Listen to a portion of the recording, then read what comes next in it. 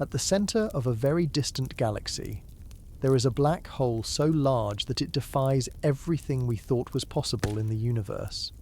This giant black hole is so massive that our sun would look like a grain of sand next to it.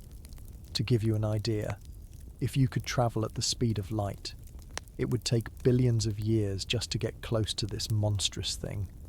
Scientists spent decades searching for the largest black holes in the cosmos, measuring distant galaxies and studying how light behaves around these space giants. But when they finally found the largest of them all, they were completely shocked. This black hole should not exist, at least not the way our scientific models predicted. It is so large that it could swallow entire solar systems in a matter of seconds, and its gravitational force is so intense that it warps the very fabric of space and time around it. Get ready to relax and let your mind travel through the cosmos as we explore this cosmic wonder. How can something so gigantic and powerful exist? And what does this reveal about the limits of our universe? Subscribe to the channel. Leave your like and comment from what part of the world you are watching. Get comfortable and relax. Let's begin. Imagine looking up at the night sky and trying to comprehend that somewhere out there lurks a cosmic giant so massive that it defies our understanding of physics. This is exactly what happened when astronomers first stumbled upon TON 618, an object that would eventually be recognized as the largest known black hole in our universe. Back in the 1970s, astronomers were conducting routine surveys of the sky, cataloguing various celestial objects when they detected an unusual radio source. Initially, TON 618 didn't seem particularly special, just one more entry in a catalogue of astronomical objects. It was first identified simply as a radio source, one of many being documented during systematic sky surveys.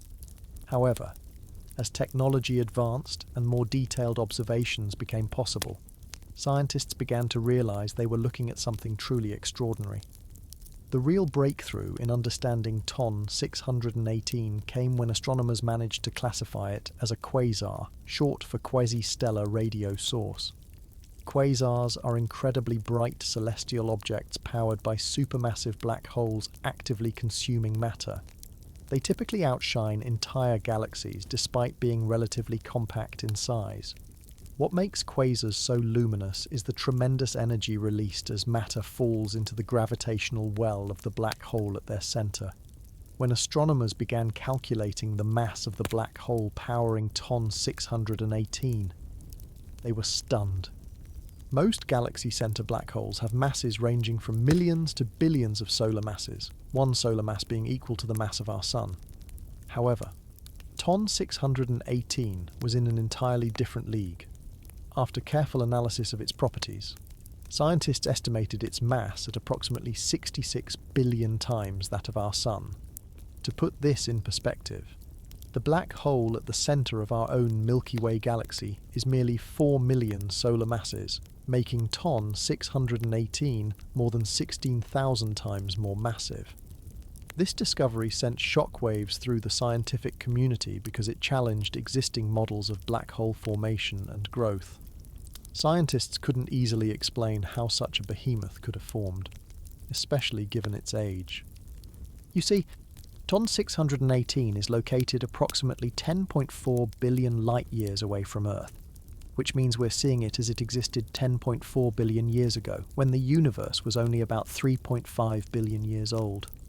The fact that such an enormous black hole had already formed when the universe was relatively young raised serious questions about how black holes grow and evolve. The Hubble Space Telescope played a crucial role in confirming the extraordinary properties of TON 618.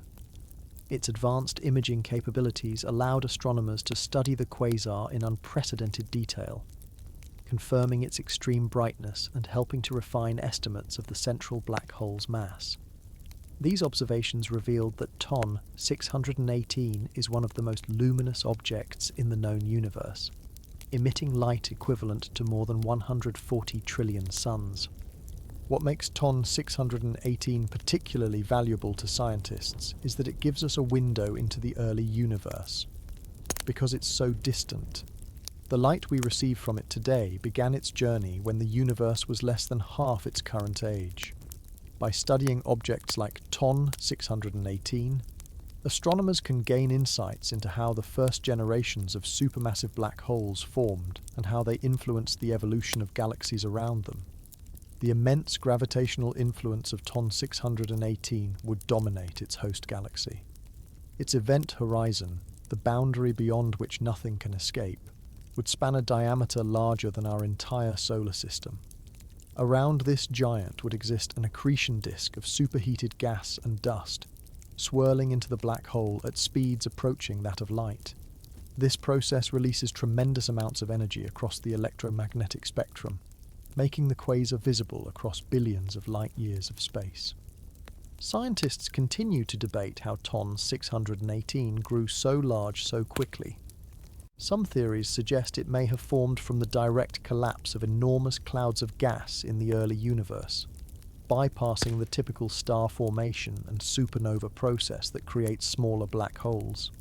Others propose that it grew through a series of mergers between smaller black holes, combined with periods of extremely efficient accretion of surrounding matter. The discovery of TON 618 has forced astronomers to reconsider timelines for cosmic evolution and the mechanisms by which the largest structures in our universe form. It serves as a laboratory for testing theories of extreme physics, where the known laws of physics are pushed to their limits. Understanding objects like TON 618 isn't merely an academic exercise. It helps us comprehend the fundamental forces that have shaped our universe since its earliest moments. Ongoing observations using more advanced instruments continue to reveal new details about TON 618. Each new piece of data helps refine our models of black hole physics and galaxy evolution. Future telescopes, both ground-based and space-based, promise to provide even more detailed views of this cosmic giant and potentially discover whether even larger black holes exist elsewhere in the universe. The story of TON 618 reminds us of how much we still have to learn about our universe. Just decades ago, the very existence of black holes was considered theoretical.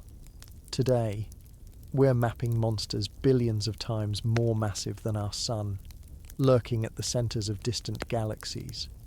And as our observational capabilities continue to improve, who knows what other cosmic giants wait to be discovered in the dark corners of our universe?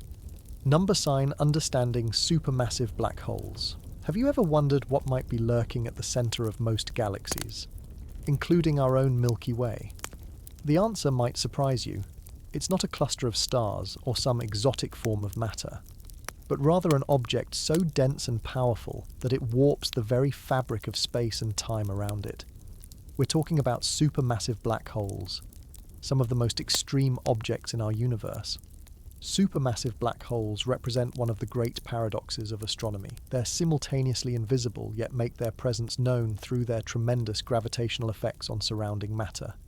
Unlike regular black holes that form from collapsed stars and might have masses 5 to 100 times that of our Sun, supermassive black holes are in an entirely different category. They typically have masses ranging from millions to billions of solar masses, with giants like TON 618 reaching tens of billions of solar masses. The fundamental nature of a black hole is deceptively simple. It's a region of space where matter has been compressed into such a small volume that its gravitational pull becomes overwhelming. This compression creates what physicists call a singularity, a point of infinite density where the known laws of physics break down. Surrounding this singularity is the event horizon, often referred to as the point of no return. Once anything, matter, light, information, crosses this boundary, it can never escape. The radius of this event horizon grows directly proportionally to the black hole's mass, which means supermassive black holes have enormous event horizons that can span billions of kilometers. One of the most fascinating aspects of supermassive black holes is their ubiquity throughout the universe. Astronomers now believe that nearly every large galaxy harbors one of these giants at its center. Our own Milky Way contains a supermassive black hole called Sagittarius A star. with a mass of about 4 million times that of our Sun. This realization has transformed how we understand galaxy formation and evolution. These aren't rare cosmic oddities, but standard features of galactic architecture. The question of how supermassive black holes form remains one of the great puzzles in modern astrophysics. Unlike stellar mass black holes, which form when massive stars collapse at the end of their lives, the origin of supermassive black holes is less clear. Several competing theories attempt to explain their formation. One possibility is that they grew from smaller seed black holes that formed from the first generation of massive stars in the early universe. Over billions of years, these seeds grew by consuming surrounding gas and merging with other black holes. Another theory suggests a more direct route. Perhaps enormous clouds of gas in the early universe collapsed directly into black holes, bypassing the usual star formation process entirely. This direct collapse model could explain how some supermassive black holes reached such enormous sizes so quickly after the Big Bang. Yet another possibility involves dense clusters of stars merging together at the centers of young galaxies, eventually forming a massive black hole. The relationship between supermassive black holes and their host galaxies appears to be deeply interconnected. Astronomers have discovered a striking correlation between the mass of a galaxy's central bulge and the mass of its supermassive black hole. Typically, the black hole mass is about 0.1% of the bulge mass. This relationship suggests that galaxies and their central black holes somehow regulate each other's growth through processes that aren't yet fully understood. When material falls toward a supermassive black hole, it doesn't simply plunge straight in. Instead, conservation of angular momentum causes it to form a flat, rotating disk of gas and dust called an accretion disk. As material in this disk spirals inward, friction heats it to millions of degrees, causing it to emit enormous amounts of electromagnetic radiation across the spectrum, from radio waves to visible light to X-rays and gamma rays. This process can make actively feeding black holes among the most luminous objects in the universe. In some cases, not all material in the accretion disk ends up falling into the black hole. Powerful magnetic fields can channel some of this superheated gas into narrow, focused jets that blast outward from the poles of the black hole at speeds approaching that of light. These relativistic jets can extend for hundreds of thousands or even millions of light years, making them some of the largest coherent structures in the universe. When pointed in our direction, these jets create objects known as blazars, some of the most energetic phenomena we can observe. Despite their names suggesting complete darkness, supermassive black holes can actually be detected through a variety of methods. Astronomers can observe stars and gas orbiting around them, using the speed and trajectories of these objects to calculate the central mass. They can also detect the intense radiation emitted by actively feeding black holes. In some cases, we can even see the silhouette of a black hole against the glow of its accretion disk, as demonstrated by the groundbreaking first image of a black hole captured by the Event Horizon Telescope in 2019. The influence of supermassive black holes extends far beyond just their immediate vicinity. The energy they release while actively feeding can affect star formation throughout an entire galaxy. Sometimes this energy suppresses star formation by heating or expelling gas that would otherwise form new stars. In other cases, pressure from black hole outflows might actually trigger star formation by compressing clouds of gas. This feedback mechanism helps explain why star formation eventually shuts down in many massive galaxies. Looking to the future, our understanding of supermassive black holes continues to evolve as new observational techniques become available. Gravitational wave detectors will soon be sensitive enough to detect the ripples in space-time created when two supermassive black holes merge, events that likely happened frequently in the early universe as galaxies collided. These observations will open an entirely new window into the life cycle of these cosmic giants and help resolve questions about how they formed and evolved over cosmic time. As our understanding of supermassive black holes continues to develop, one question becomes increasingly pressing. How exactly do the most extreme specimens like TON 618 form? These ultramassive black holes present a significant puzzle for astronomers and cosmologists alike. When we examine the enormous mass of TON 618, 66 billion solar masses, the question isn't just academic. These cosmic monsters shouldn't technically exist if we apply our conventional understanding of black hole growth. One of the most compelling theories explaining these giants is the direct collapse model. Unlike typical black holes that form from dying stars, this theory suggests that in the very early universe, enormous clouds of primordial gas could collapse directly into massive black hole seeds, bypassing the stellar phase entirely. This process requires specific conditions. The gas clouds need to be extremely hot, have minimal metal content, and collapse without fragmenting into stars. Computer simulations suggest these conditions might have existed in select regions of the early universe, allowing the formation of black hole seeds with masses of 100,000 to 1 million solar masses right from the beginning, giving these objects a significant head start in their growth journey. The hierarchical merger model offers another explanation for how ultramassive black holes reach such extraordinary sizes. According to this theory, black holes grow through a series of mergers with other black holes, combined with steady accretion of surrounding material. This process resembles a cosmic version of compound interest as black holes merge. They become more massive and can capture more material more efficiently, accelerating their growth over time. When galaxies collide, a common occurrence in the early universe, their central black holes eventually orbit each other and merge, forming an even larger black hole over billions of years and multiple galaxy mergers. This process could potentially create monsters like TON 618. What makes the existence of ultramassive black holes particularly challenging to explain is their presence so early in the universe's history.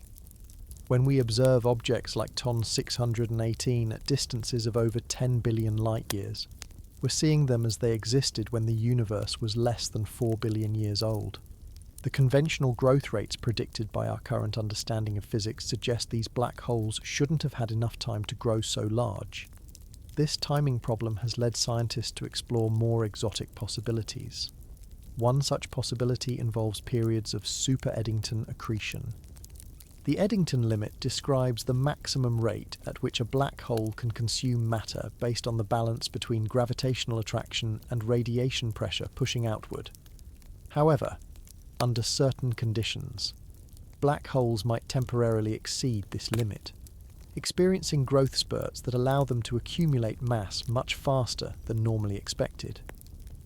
Recent computer simulations suggest that in the gas-rich early universe, black holes might have undergone multiple phases of super-Eddington accretion, growing at rates hundreds of times faster than previously thought possible. Some researchers have also proposed that anomalies in dark matter and dark energy distributions might play a role in the formation of ultramassive black holes. Dark matter, the invisible substance that makes up approximately 27% of the universe, could have created deep gravitational wells in the early universe, channeling enormous amounts of regular matter toward forming black holes. Since we still don't fully understand the properties of dark matter or dark energy, it's possible they interact with black holes in ways that facilitate faster growth than our current models predict. Another intriguing theory suggests that the laws of physics themselves might have operated differently in the extreme conditions of the early universe. Some modified theories of gravity propose that in extremely strong gravitational fields or at cosmic scales, Einstein's general relativity might need adjustment. These modified gravitational theories could potentially explain how black holes grew so large so quickly. The primordial black hole theory offers yet another possibility. This model suggests that some black holes might not have formed from collapsed stars or gas clouds at all, but instead emerged directly from extreme density fluctuations in the first moments after the Big Bang. Such primordial black holes could have had significant mass right from the beginning, giving them a substantial head start in their growth journey. understanding the formation mechanisms of ultramassive black holes isn't merely an academic exercise. Objects like TON 618 serve as cosmic laboratories for testing the limits of our physical theories. If we can explain how these giants formed and evolved, we gain insight into fundamental questions about the early universe, galaxy formation, and the behavior of matter under extreme conditions. The existence of these enormous black holes so early in cosmic history forces us to reconsider our timelines for structure formation and evolution in the universe. Recent observations have added further complexity to the picture. Several ultramassive black holes have been discovered in relatively isolated galaxies, away from the dense galaxy clusters where frequent mergers would be expected. This suggests that while mergers likely play a role in creating these giants, other growth mechanisms must also be at work. Regardless of which theory or combination of theories ultimately explains ultramassive black holes, one thing is clear: these objects push the boundaries of our current understanding. They represent extreme cases that test our models of physics, astronomy, and cosmology. As we continue to discover more of these giants throughout the universe, we refine our theories of how they form and evolve, gradually piecing together one of the great puzzles of modern astrophysics. The scientific quest to understand these mysterious objects leads naturally to another question. How exactly do astronomers measure the masses of objects they can't directly see? When it comes to distant black holes like TON 618, determining their mass requires some of the most sophisticated techniques in modern astronomy. One of the most reliable methods for measuring black hole masses is velocity mapping, observing how stars and gas move in orbit around the invisible black hole. According to Kepler's laws of orbital motion, objects orbit faster when they're closer to a massive central body. By carefully measuring the velocities of stars or gas clouds near a galaxy's center, astronomers can calculate the mass needed to create the observed orbital speeds. This technique works beautifully for nearby galaxies where individual stars can be resolved, such as our own Milky Way. By tracking stars orbiting Sagittarius, a star at the center of our galaxy, astronomers determined its mass to be approximately 4 million solar masses. However, for distant objects like TON 618, individual stars can't be resolved, requiring different approaches. For active black holes feeding on surrounding material, like the quasar TON 618, a technique called reverberation mapping proves invaluable. This method takes advantage of the time delay between fluctuations in radiation coming directly from the vicinity of the black hole and the response of gas clouds farther away. When the central black hole flares in brightness, gas clouds surrounding it absorb this radiation and re-emit it, but with a time delay based on their distance from the center. By measuring this delay and the speed at which the gas clouds are moving, astronomers can determine the mass of the central black hole with surprising accuracy. Reverberation mapping has been particularly successful for studying quasars like TON 618, where the central black hole is actively consuming matter and emitting tremendous amounts of energy. Spectroscopic analysis provides yet another powerful tool for black hole mass measurement. When light passes through gas clouds moving at high velocities around a black hole, it creates distinctive patterns in the spectrum, specifically broadened emission lines. The width of these lines directly correlates with the orbital velocities of the gas, which in turn depend on the mass of the central black hole. For distant quasars, astronomers often focus on specific emission lines like the hydrogen beta line or the magnesium 2 line. The relationship between line width and black hole mass has been calibrated using objects whose masses have been measured through other methods, creating a reliable technique for estimating masses of even the most distant black holes. Gravitational lensing offers a complementary approach to black hole mass measurement. When light from a distant source passes near a massive object like a black hole, the light path bends due to the curvature of space-time. This creates distorted, sometimes multiple images of the background source. by analysing these distortions. Astronomers can determine the mass responsible for the lensing effect. While this method is more commonly used for measuring the total mass of galaxies or galaxy clusters, it can provide constraints on black hole masses in certain scenarios. The detection of gravitational waves has revolutionized our ability to measure black hole masses, particularly for binary black hole systems. When two black holes orbit each other and eventually merge, they generate ripples in the fabric of space-time, gravitational waves, that carry precise information about the masses involved. The Laser Interferometer, Gravitational Wave Observatory, LIGO, and Virgo collaborations have detected dozens of black hole mergers since 2015, providing unprecedented direct measurements of black hole masses. While current gravitational wave detectors are primarily sensitive to stellar mass black hole mergers, future space-based detectors like the Laser Interferometer Space Antenna, LISA, will be able to detect mergers of supermassive black holes, potentially including objects as massive as TON 618. For the most distant quasars, astronomers often rely on indirect methods based on the overall luminosity of the quasar. There's a maximum brightness that a black hole of a given mass can achieve, the Eddington luminosity, which represents the point where radiation pressure balances gravitational pull. By measuring a quasar's brightness and making assumptions about how efficiently it converts matter to energy, astronomers can estimate the mass of the central black hole. This method has larger uncertainties than some others, but can be applied to even the most distant objects visible in our universe. Each of these measurement techniques comes with its own set of challenges and uncertainties. For extremely distant objects like TON 618, the uncertainties can be substantial, perhaps factors of 2 to 3 in either direction. Different methods sometimes yield different results, requiring astronomers to reconcile these discrepancies or determine which measurements are most reliable in each specific case. Despite these challenges, the convergence of multiple independent measurement techniques gives scientists confidence in the approximate masses determined for even the most distant supermassive black holes. The mass of a black hole fundamentally determines its properties and influence on surrounding space.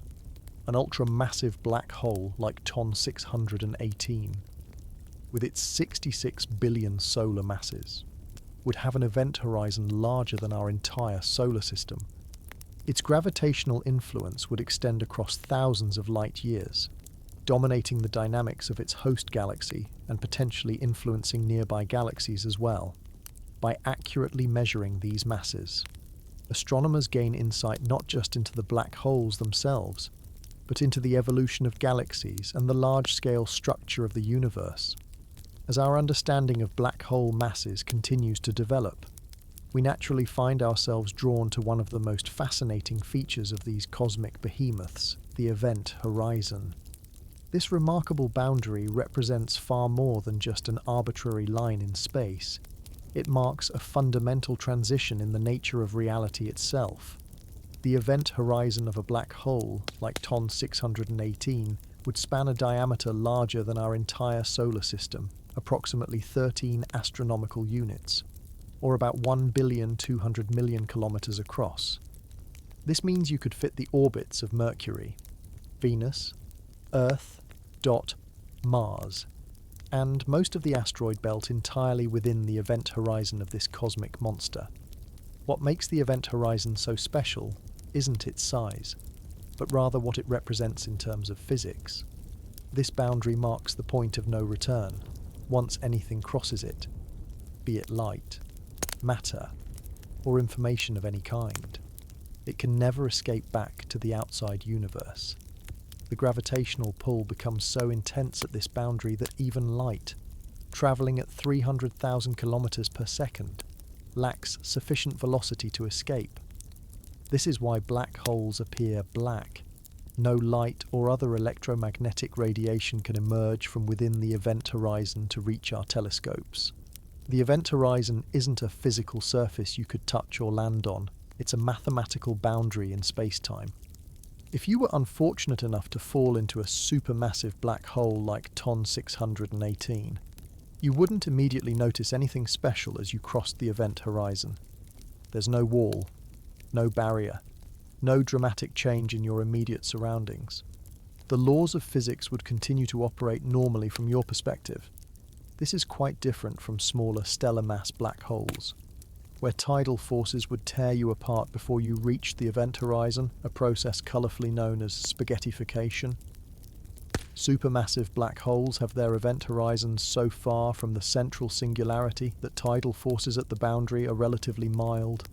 What happens beyond the event horizon remains one of science's greatest mysteries, according to Einstein's theory of general relativity. The matter that falls into a black hole ultimately encounters a singularity, a point where density becomes infinite and space-time is infinitely curved. At this singularity, our current understanding of physics breaks down completely. The equations that so accurately describe the rest of the universe simply stop working, giving us mathematical infinities rather than sensible answers. This breakdown suggests that we need a quantum theory of gravity, a theoretical framework that unifies general relativity with quantum mechanics to properly understand what happens at the core of a black hole. Some physicists have proposed alternatives to the singularity predicted by classical general relativity. One possibility is that quantum effects become important near what would classically be the singularity, preventing infinite densities from actually occurring, perhaps instead of a point-like singularity. The centre of a black hole contains an extremely dense but finite region where exotic states of matter exist. Other theories suggest that the interior of a black hole might connect to other regions of space-time, potentially even other universes, though these ideas remain highly speculative. The journey from the event horizon toward the singularity would be strange indeed. As you fell inward, all possible paths in space-time would increasingly tilt toward the singularity. It's often said that, inside the event horizon, the radial direction toward the singularity becomes as inevitable as the forward direction of time is for us in normal space. Just as we can't travel backward in time, an object inside the event horizon cannot move outward. All paths lead inexorably to the centre. Time itself behaves oddly near and within a black hole. From the perspective of a distant observer watching someone fall into a black hole, time appears to slow dramatically for the falling person as they approach the event horizon. The closer they get, the more extreme this effect becomes, until at the event horizon itself, time appears to stop completely. From the outside perspective, someone falling into a black hole appears to freeze at the event horizon, never quite crossing it within any finite time. Meanwhile, from the falling person's own perspective, time passes normally, and they cross the event horizon without noticing any dramatic change. This time dilation effect leads to one of the most mind-bending aspects of black hole physics, the different perspectives of observers inside and outside the event horizon. Information about events occurring inside the black hole cannot reach outside observers, creating an information barrier between these two regions of space-time. This separation has profound implications for quantum physics and has led to the famous black hole information paradox, first identified by Stephen Hawking. If information about the quantum state of matter falling into a black hole is truly lost, this would violate a fundamental principle of quantum mechanics: that information is never truly destroyed. This paradox remains unsolved and represents one of the great challenges at the frontier of theoretical physics. In 2019, the Event Horizon Telescope collaboration achieved something previously thought impossible. They captured the first direct image of a black hole's shadow against the glow of surrounding matter. This remarkable achievement confirmed the existence of event horizons and provided visual evidence supporting Einstein's theory of general relativity in the most extreme gravitational environments. The black hole they imaged at the centre of galaxy M87 is far smaller than TON 618, with a mass of only 6.5 billion solar masses. Imaging TON 618 would be even more challenging due to its much greater distance from Earth. The mysteries of what lies beyond the event horizon may never be directly observable from our universe. No light, no signals, No information of any kind can escape to tell us what's happening inside. This inherent limitation means that some aspects of black hole interiors may remain in the realm of theoretical physics rather than observational astronomy. Still, by studying the regions just outside black hole event horizons, scientists can test theories about the extreme physics occurring near these boundaries and continue to refine our understanding of these extraordinary objects. The extreme nature of black holes like TON 618 doesn't end at their event horizons. Their gravitational influence extends far beyond, shaping vast regions of space in dramatic ways. The gravitational effects of ultramassive black holes rank among the most powerful forces in the universe, capable of influencing entire galaxies and beyond. To appreciate the gravitational reach of a black hole like TON 618, consider that its sphere of influence would extend tens of thousands of light-years from its centre. Within this enormous volume, the black hole's gravity dominates over other forces, controlling the motion of stars, gas clouds, and other matter. For comparison, the black hole at the centre of our Milky Way influences stars within just a few light-years of the galactic centre. TON 618's gravitational dominion would encompass a region large enough to contain multiple dwarf galaxies. This immense gravitational pull creates distinctive patterns in the distribution of matter. Stars and gas clouds orbit the black hole in a manner similar to how planets orbit our Sun, but with much higher velocities. Near TON 618, orbital velocities would approach a significant fraction of the speed of light.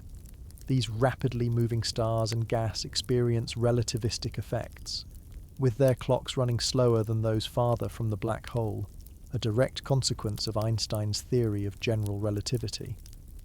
One of the most dramatic gravitational effects occurs when stars venture too close to the black hole. If a star passes within what's called the tidal disruption radius, the difference in gravitational pull between the near and far sides of the star becomes so extreme that the star is literally torn apart. This tidal disruption event creates a spectacular cosmic light show as the stellar material forms a long stream that partially falls into the black hole while the rest gets flung outward. The infalling material heats up to millions of degrees, emitting intense radiation across the electromagnetic spectrum before disappearing behind the event horizon. For a black hole the size of TON 618, these tidal disruption events could be visible across billions of light-years, briefly outshining their entire host galaxies. The extreme curvature of space-time near ultramassive black holes also creates fascinating optical effects. Light passing close to a black hole follows curved paths rather than straight lines, resulting in phenomena like gravitational lensing. This effect can create multiple, distorted images of background objects, or even complete Einstein rings when a distant light source, the black hole, and Earth align perfectly. For a black hole as massive as TON 618, these lensing effects would be particularly pronounced, potentially magnifying distant galaxies and making them easier to study from Earth. Perhaps most spectacular are the relativistic jets that can form near feeding black holes. While not all supermassive black holes produce jets, those that do create some of the most energetic phenomena in the universe. These jets form when magnetic fields channel some of the infalling material away from the black hole, accelerating it to velocities approaching the speed of light and launching it outward along the black hole's axis of rotation. These jets can extend for millions of light-years, punching far beyond the host galaxy into intergalactic space. The jets associated with a black hole as massive as TON 618 would contain enough energy to outshine entire galaxy clusters and could influence the intergalactic medium across vast regions of space. The gravitational influence of ultramassive black holes also plays a crucial role in shaping the evolution of their host galaxies. The relationship between black hole mass and galaxy properties isn't coincidental. These giants actively regulate the growth of their galactic homes through a process astronomers call feedback, when a black hole actively feeds on surrounding material. it releases enormous amounts of energy into its surroundings. This energy can heat nearby gas, preventing it from cooling and forming new stars, effectively putting the brakes on star formation throughout the galaxy. This process likely explains why the most massive galaxies in the universe tend to be relatively devoid of ongoing star formation. Their central black holes have effectively shut down this process. On larger scales, the gravitational effects of black holes like TON 618 influence interactions between galaxies.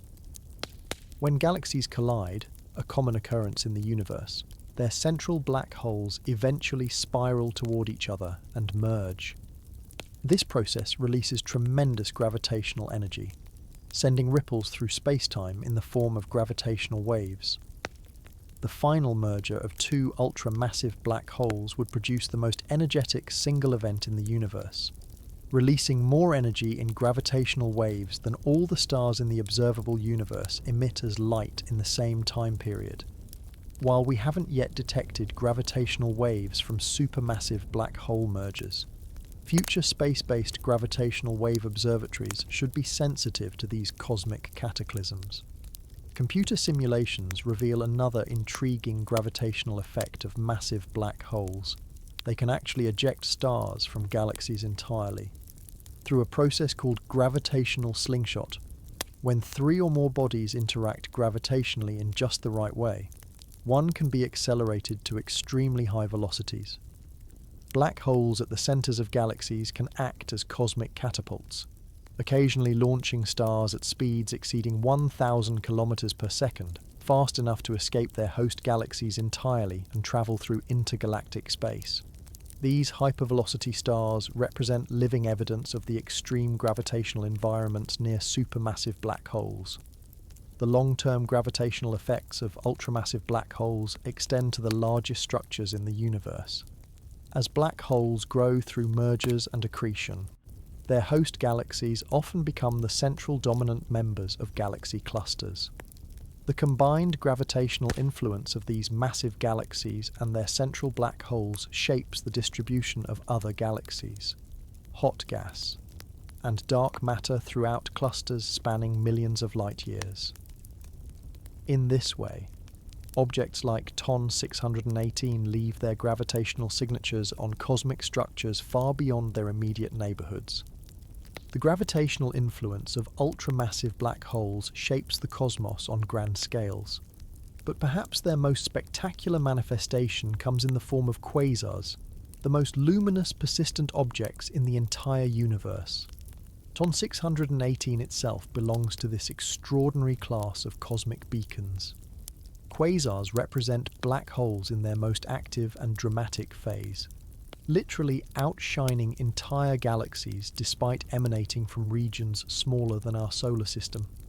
The name quasar comes from the early term quasi-stellar radio source, objects that looked like stars in optical telescopes but emitted strong radio signals unlike any normal star. We now know quasars are actually the extremely energetic centers of distant galaxies, powered by supermassive black holes in a feeding frenzy. TON 618 stands out even among these exceptional objects, classified as one of the most luminous quasars ever discovered. Its total energy output exceeds that of more than 10 trillion suns, a level of power that's almost impossible to comprehend. What creates this extraordinary luminosity? The process begins with the accretion disk, a flattened, rotating structure of gas and dust spiraling toward the black hole. As material in this disk moves inward, it heats up due to friction and gravitational compression. By the time it reaches the inner regions of the disk, temperatures soar to tens of millions of degrees. At these temperatures, the disk glows intensely across the entire electromagnetic spectrum, from radio waves to gamma rays, with peak emission typically in the ultraviolet and X-ray bands. The accretion disk surrounding a black hole like TON 618 would be truly enormous, extending potentially hundreds of light years from the central black hole. The inner regions would be the hottest and most luminous, glowing with a bluish-white light if we could somehow view it with our eyes. This inner disk rotates at tremendous speeds, approaching a significant fraction of the speed of light, creating conditions more extreme than anywhere else in the universe, except perhaps near neutron stars. Beyond the accretion disk lies another key component of quasars, the broadline region. This consists of fast-moving clouds of gas orbiting at thousands of kilometers per second. When illuminated by the intense radiation from the accretion disk, these clouds emit distinctive emission lines that appear broadened in spectra due to the Doppler effect. By measuring the width of these emission lines, astronomers can estimate the velocities of the gas clouds and, ultimately, the mass of the central black hole. For TON 618, these measurements helped reveal its extraordinary mass of 66 billion solar masses. Further out lies the narrow line region, where gas moves more slowly but still emits telltale spectral signatures when excited by radiation from the central engine. Beyond this region, many quasars, perhaps including TON 618, feature enormous jets of material ejected perpendicular to the accretion disk. These relativistic jets consist of particles accelerated to nearly the speed of light, propelled outward by intense magnetic fields twisted by the rotation of the black hole and its surrounding disk. These jets can extend for millions of light years, making them some of the largest coherent structures in the universe. The entire structure, from the central black hole to the extended jets, constitutes what astronomers call an active galactic nucleus, or AGN. Quasars represent the most powerful class of AGN, though other varieties exist that differ mainly in their viewing angle and power output. If we observe an AGN with its jet pointed directly at us, we call it a blazar. If we see it from the side with prominent radio emissions from its jets, we call it a radio galaxy.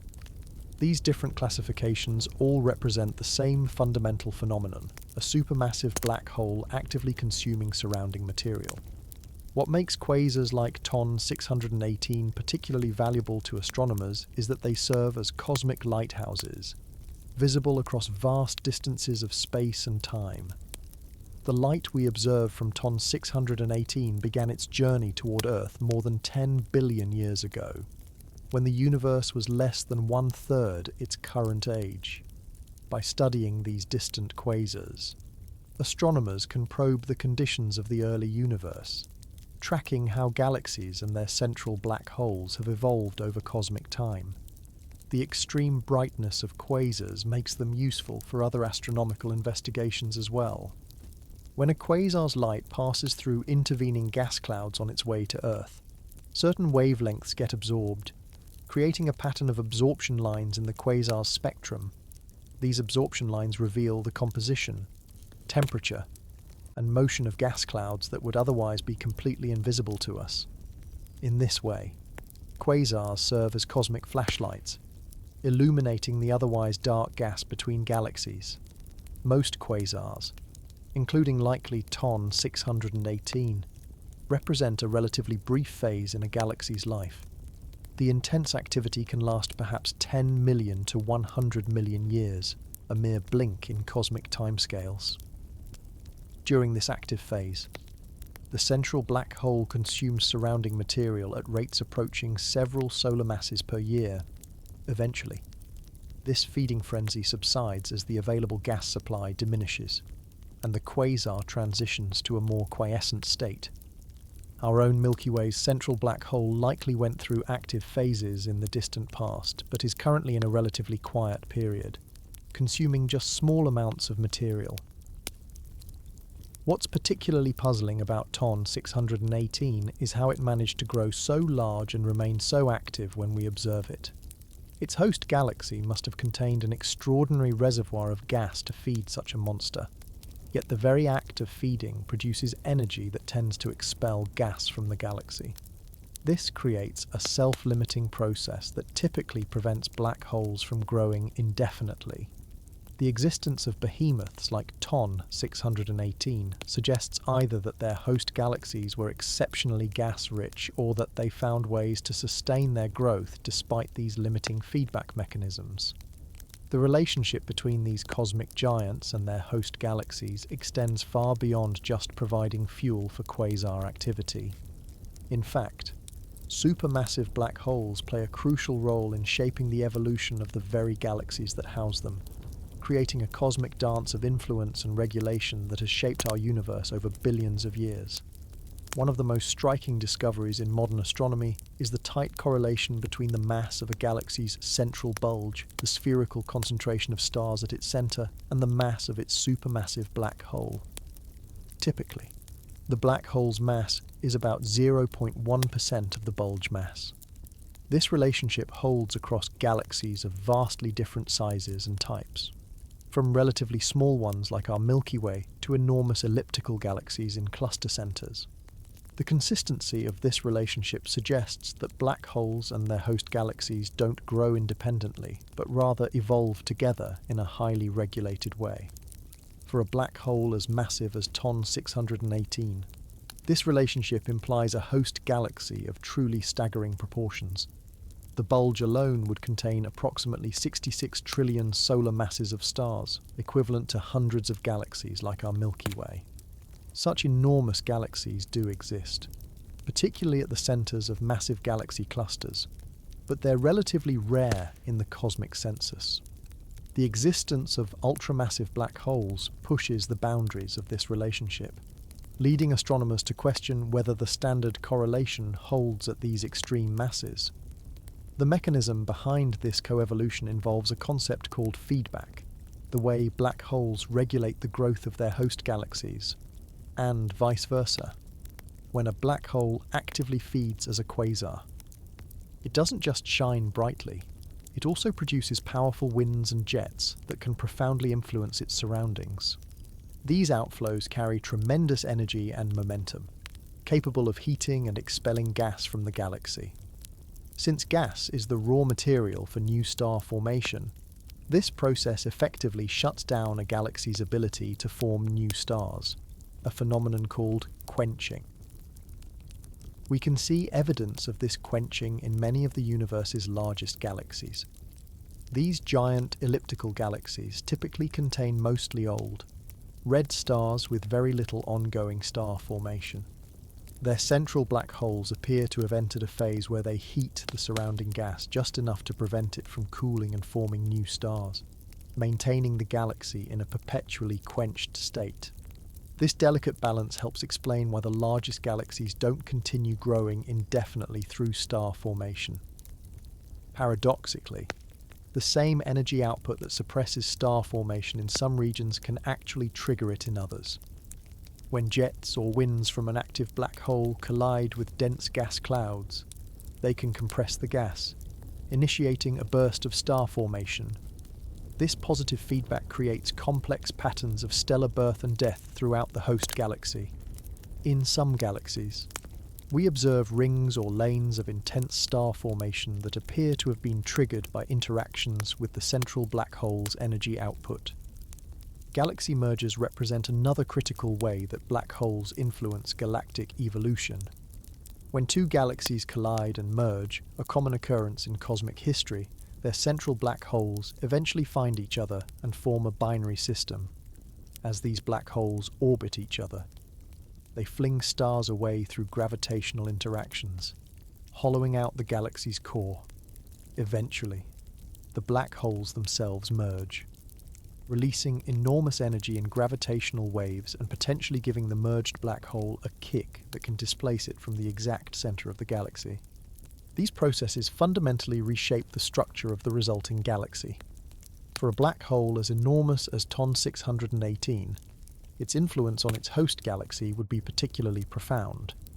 The energy output during its active quasar phase could potentially expel most of the gas from even a very massive galaxy, shutting down star formation throughout a region spanning hundreds of thousands of light years. The gravitational influence of such a massive central object would also create a distinctive stellar distribution, with stars packed densely near the center in a configuration astronomers call a power law cusp. Modern cosmological simulations have confirmed the crucial role of black holes in galaxy formation and evolution. Early simulations that didn't include black hole feedback produced galaxies that were too massive and too blue compared to real galaxies observed in the universe. Only when astronomers added realistic models of black hole growth and feedback did their simulated galaxies begin to match observations.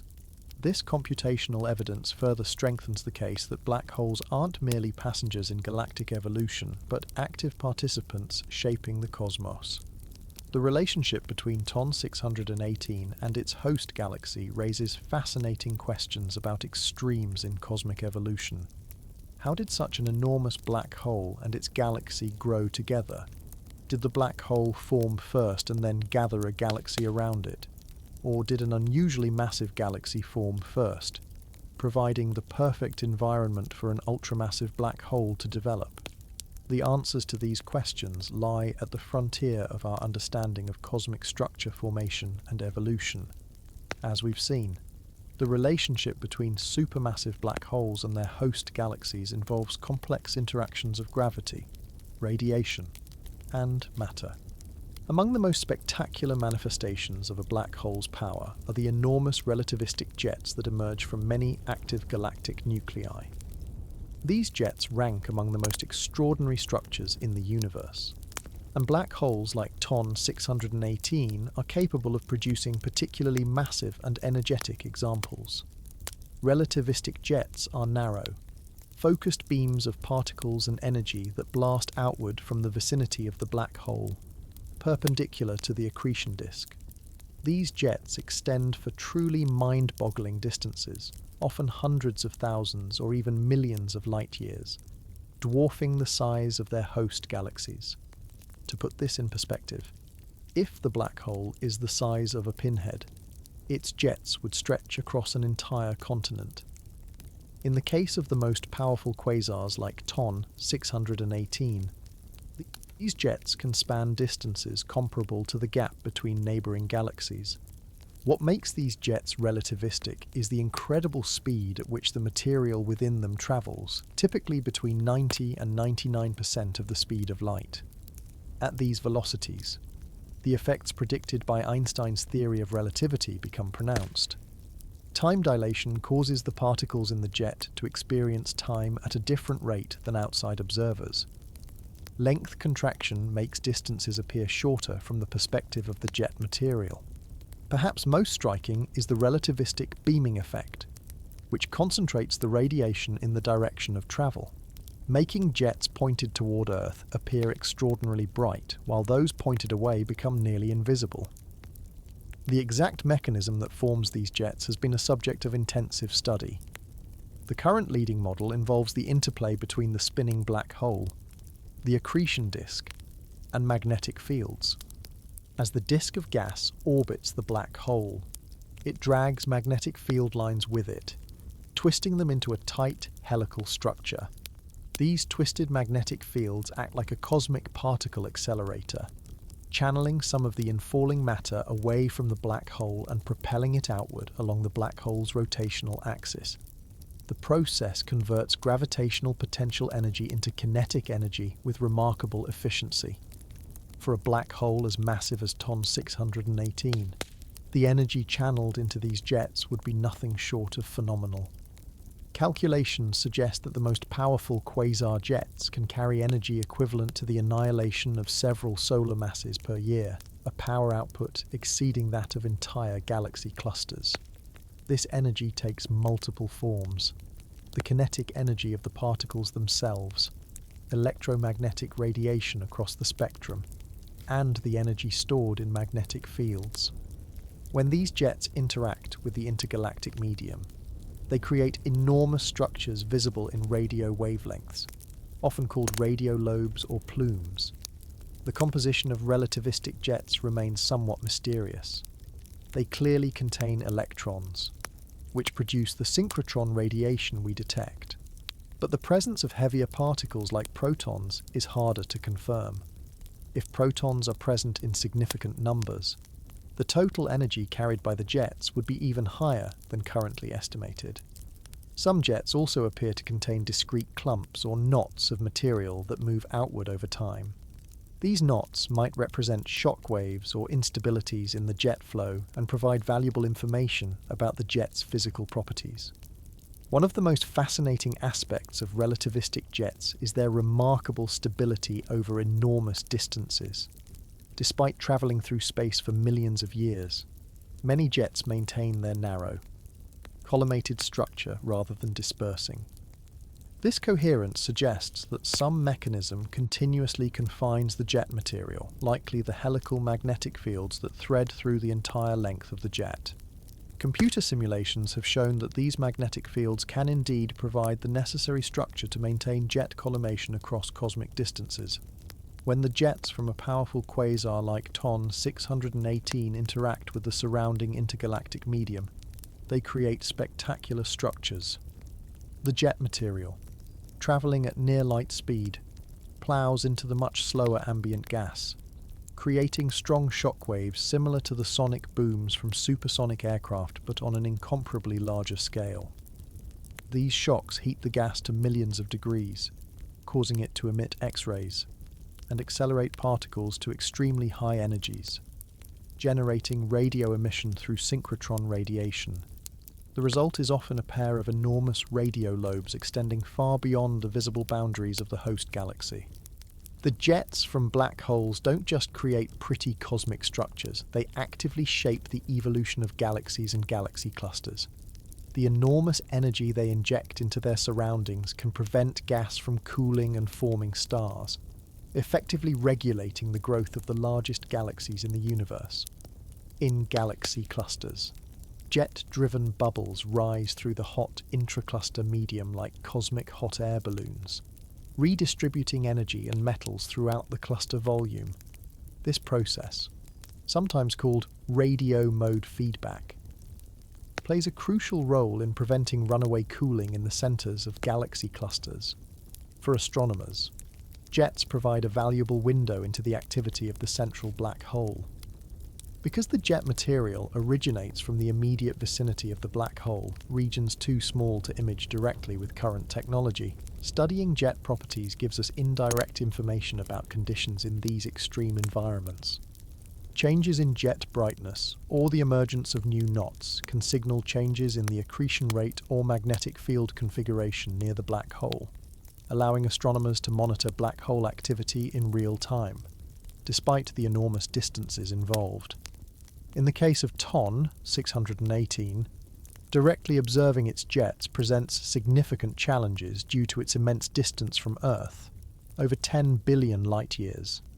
At such distances, only the most powerful telescopes can detect jet features, and the details remain obscured.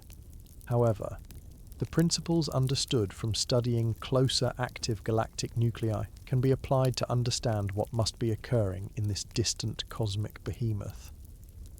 If we could somehow view TON 618 up close, we would likely see spectacular jets extending far beyond its host galaxy, testament to the extraordinary power of the universe's largest known black hole.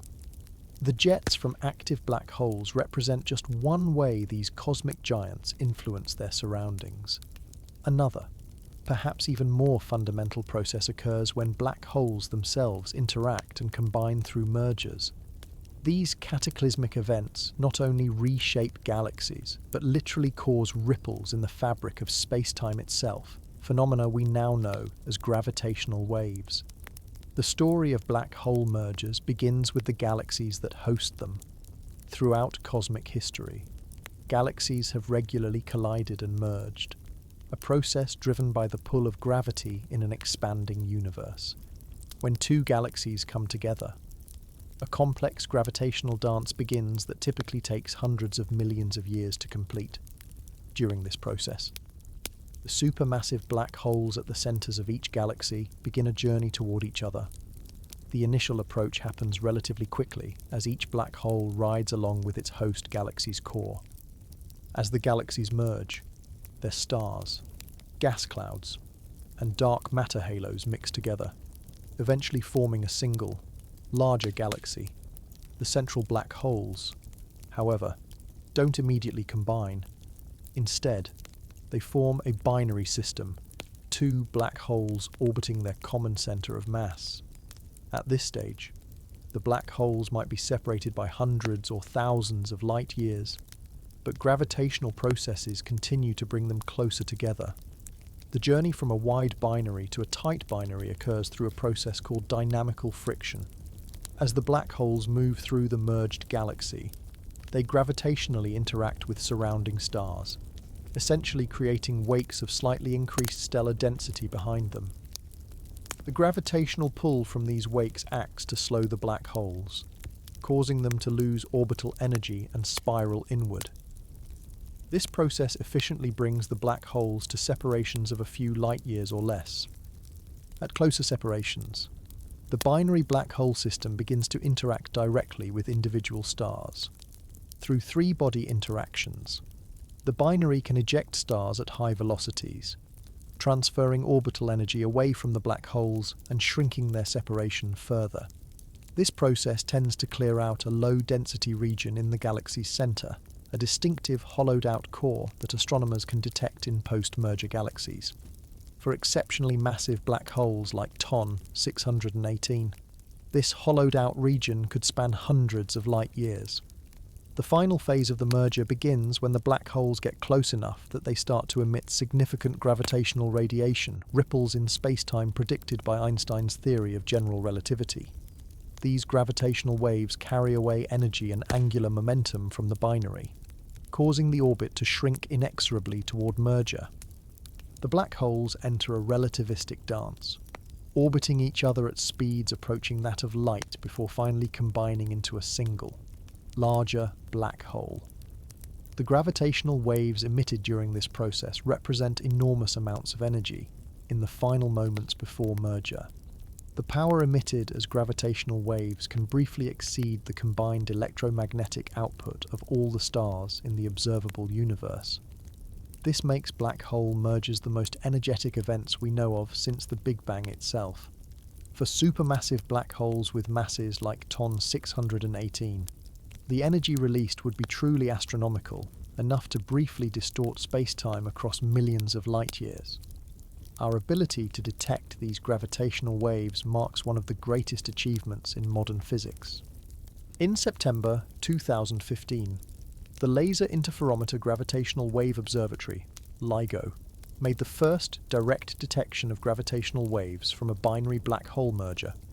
This historic observation, which earned the Nobel Prize in Physics in 2017, confirmed a prediction made by Einstein a century earlier and opened an entirely new window on the universe. Since that first detection, dozens more gravitational wave events have been observed, mostly from stellar mass black holes in the range of tens of solar masses. Detecting gravitational waves from supermassive black hole mergers requires a different approach. The frequency of gravitational waves is inversely related to the mass of the merging objects. More massive black holes produce lower frequency waves, while LIGO is sensitive to the higher frequency waves produced by stellar mass black holes. Detecting the low-frequency waves from supermassive black hole mergers requires space-based detectors.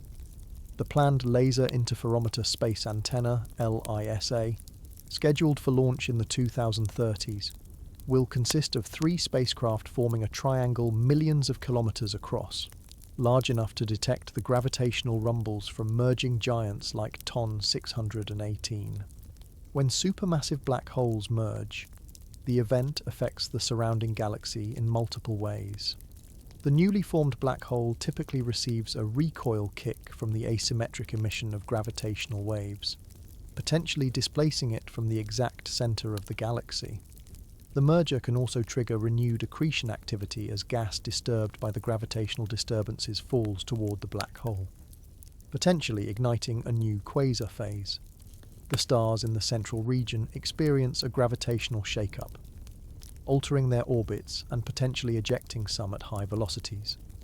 For TON 618, its enormous mass suggests it may be the product of multiple black hole mergers throughout cosmic history. Each merger would have added to its mass, while accretion of gas provided continuous growth between merger events.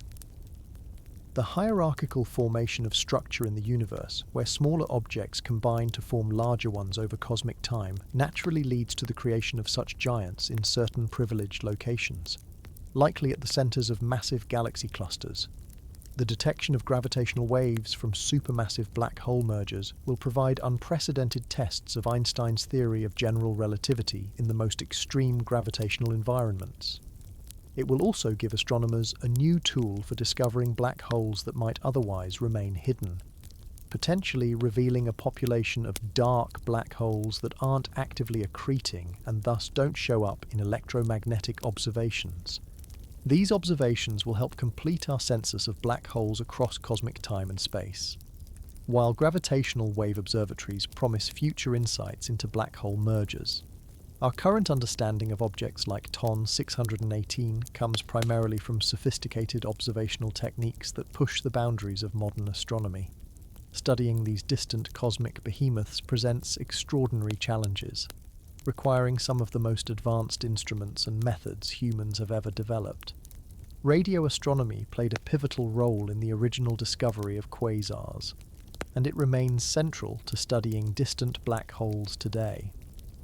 Modern radio telescopes don't just work as individual instruments, they function together in vast arrays that effectively create virtual telescopes the size of continents or even the Earth itself.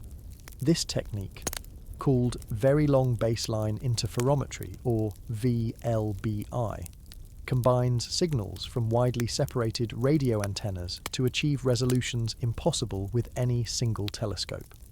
The recent Event Horizon Telescope project took this approach to its ultimate expression, linking radio observatories across the globe to create an Earth-sized virtual telescope capable of imaging the environment immediately surrounding a black hole's event horizon.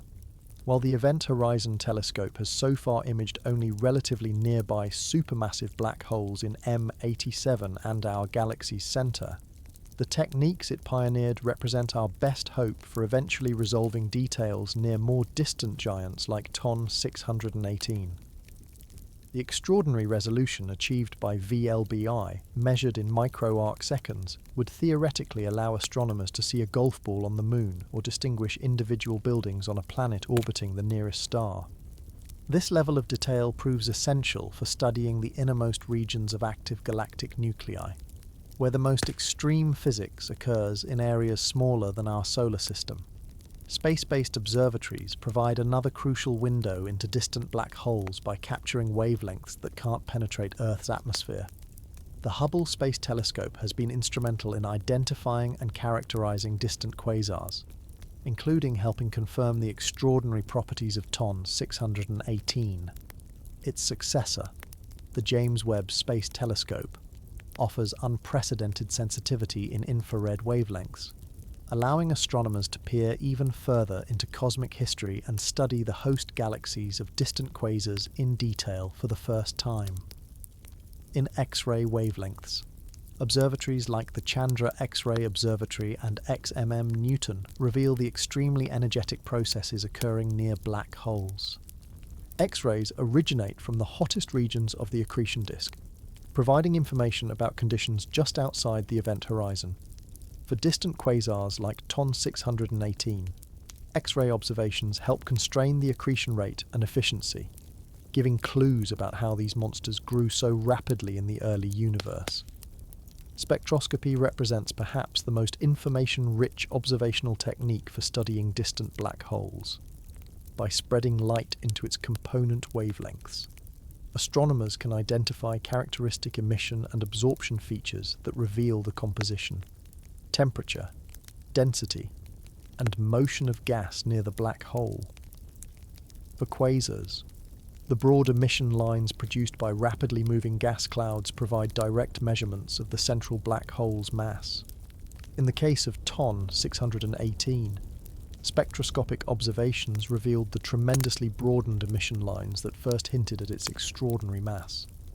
High-resolution spectroscopy can detect subtle shifts in these emission lines over time, revealing changes in the accretion flow or the motion of gas clouds around the black hole. Some active galactic nuclei show periodic shifts in their spectral lines, suggesting the presence of binary supermassive black holes orbiting each other, potential precursors to the mergers we discussed earlier. For objects as distant as TON 618, such detailed observations push current technology to its limits but promise significant insights as instrumentation improves. Multi-wavelength campaigns that coordinate observations across the electromagnetic spectrum have proven particularly valuable for understanding distant black holes. By simultaneously observing in radio, infrared, optical, ultraviolet, dot, X-ray, dot, and sometimes gamma-ray wavelengths, astronomers can build comprehensive models of active galactic nuclei. Different wavelengths probe different regions and processes. Radio waves reveal jets and extended structure. Infrared can penetrate dust to show the host galaxy. Optical and ultraviolet trace the accretion disk emission, while X-rays and gamma rays originate from the innermost regions near the black hole itself. Time domain astronomy, studying how objects change over time, adds another dimension to black hole observations. Quasars like TON 618 often show brightness variations on timescales from hours to years. The size of the emitting region constrains how quickly it can change in brightness. Thus, rapid variations indicate that the emission comes from extremely compact regions. This technique, called reverberation mapping, allows astronomers to measure the size of structures too small to image directly and has become a standard method for determining black hole masses. The limits of traditional electromagnetic astronomy have inspired entirely new approaches to studying black holes. Neutrino observatories like IceCube at the South Pole can detect these ghostly particles that emerge from the most energetic processes near black holes, providing information unaffected by intervening matter. Cosmic ray observatories measure the highest energy particles in the universe, some of which may originate from processes near supermassive black holes.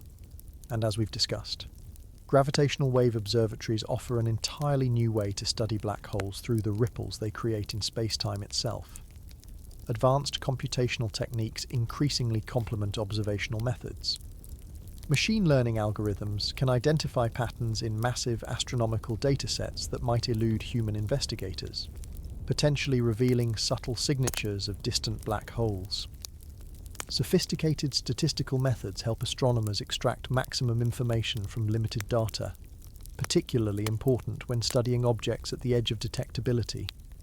And numerical simulations allow scientists to model the complex physics near black holes, creating virtual laboratories where theories can be tested against observations. The next generation of observational facilities promises to revolutionize our understanding of distant black holes like TON 618. Ground-based optical observatories with mirrors 30 to 40 meters in diameter, like the extremely large telescope under construction in Chile, will collect several times more light than current telescopes. The Square Kilometre Array, a massive radio telescope being built in Australia and South Africa, will provide unprecedented sensitivity to faint radio emissions from the distant universe. These instruments, coupled with increasingly sophisticated analysis techniques, will continue to push the boundaries of our knowledge about the most extreme objects in the cosmos. The observational challenges of studying objects like TON 618 remind us that astronomy is a science of inference, piecing together information from different wavelengths, timescales, and measurement techniques to build coherent models of objects we can never visit directly. Yet despite these challenges, the picture that emerges is increasingly detailed and compelling, revealing the extraordinary physics of the universe's largest black holes. As we improve our methods for studying distant black holes, we also gain better understanding of the environments they inhabit. TON 618 doesn't exist in isolation. It resides within a complex cosmic ecosystem that both influenced its formation and continues to be shaped by its presence. Exploring this cosmic environment reveals much about how such an extraordinary object came to be. TON 618 resides at the center of what must be an exceptionally massive galaxy. Though directly imaging this host galaxy remains challenging due to the overwhelming brightness of the quasar itself. Based on what we know about the relationship between black hole mass and galaxy properties, the host galaxy likely contains stellar mass exceeding 10 trillion suns, placing it among the most massive galaxies in the universe. Such enormous galaxies typically form through multiple mergers of smaller galaxies over cosmic time, accumulating stars, gas, dust, and dark matter into increasingly massive structures. This host galaxy doesn't exist in isolation either. Galaxies of this size almost invariably occupy privileged positions in the cosmic web, the large-scale structure of the universe that resembles an intricate network of filaments, walls, and nodes. The most massive galaxies typically reside at the intersections of multiple filaments, where the flow of matter from various directions creates ideal conditions for rapid growth. TON 618 likely sits at one such cosmic crossroads, a position that would have facilitated its exceptional growth through abundant gas supply and frequent galaxy mergers. Given its mass, TON 618's host galaxy almost certainly serves as the central dominant galaxy of a massive cluster or protocluster, a collection of hundreds or thousands of galaxies bound together by gravity. In the present-day universe, such clusters represent the largest gravitationally bound structures, containing total masses of quadrillions of suns, mostly in the form of dark matter. However, since we observe TON 618 as it existed over 10 billion years ago, we're seeing it during an era when massive clusters were still in the process of assembling. The protocluster surrounding TON 618 would have been a dynamic, still forming structure rather than the more settled clusters we see nearby today. The environment around such an enormous black hole would be dramatically altered by its presence. The intense radiation pouring out of the quasar would ionize gas hundreds of thousands of light years in all directions, creating what astronomers call a proximity zone, where the properties of intergalactic hydrogen are measurably different from regions farther away. This radiation wouldn't just ionize gas, it would heat it to temperatures of tens of thousands of degrees, preventing it from cooling and forming new stars. In the most extreme cases, quasar feedback can expel gas entirely from the surrounding environment, effectively sterilizing regions of the protocluster against future star formation. The powerful jets likely emanating from TON 618 would extend far beyond even the boundaries of the host galaxy, potentially reaching into the intergalactic medium of the surrounding protocluster. These jets would inflate enormous bubbles of hot, magnetized plasma, visible as extended radio lobes that could span millions of light years. As these bubbles expand, they push aside the ambient gas, creating shock waves that compress some regions while heating others. This complex interplay between the quasar's energy output and the surrounding medium shapes the thermal and chemical properties of gas throughout the protocluster environment. The extreme environment around TON 618 would likely include a population of satellite galaxies, smaller galaxies orbiting within the gravitational influence of the massive host. These satellites would experience a complex evolutionary journey. Some would eventually merge with the central galaxy, contributing to its growth and potentially bringing their own central black holes to eventually merge with TON 618 itself. Others might have their gas stripped away by the combination of gravitational forces and quasar radiation, transforming them from actively star-forming galaxies into passive stellar systems.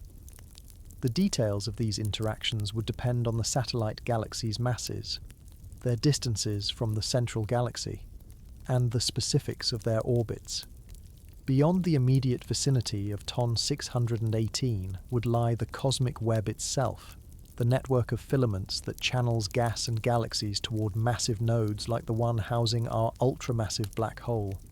These filaments would appear as relatively dense, thin structures against the otherwise empty cosmic voids, serving as the highways along which matter flows toward gravitational wells.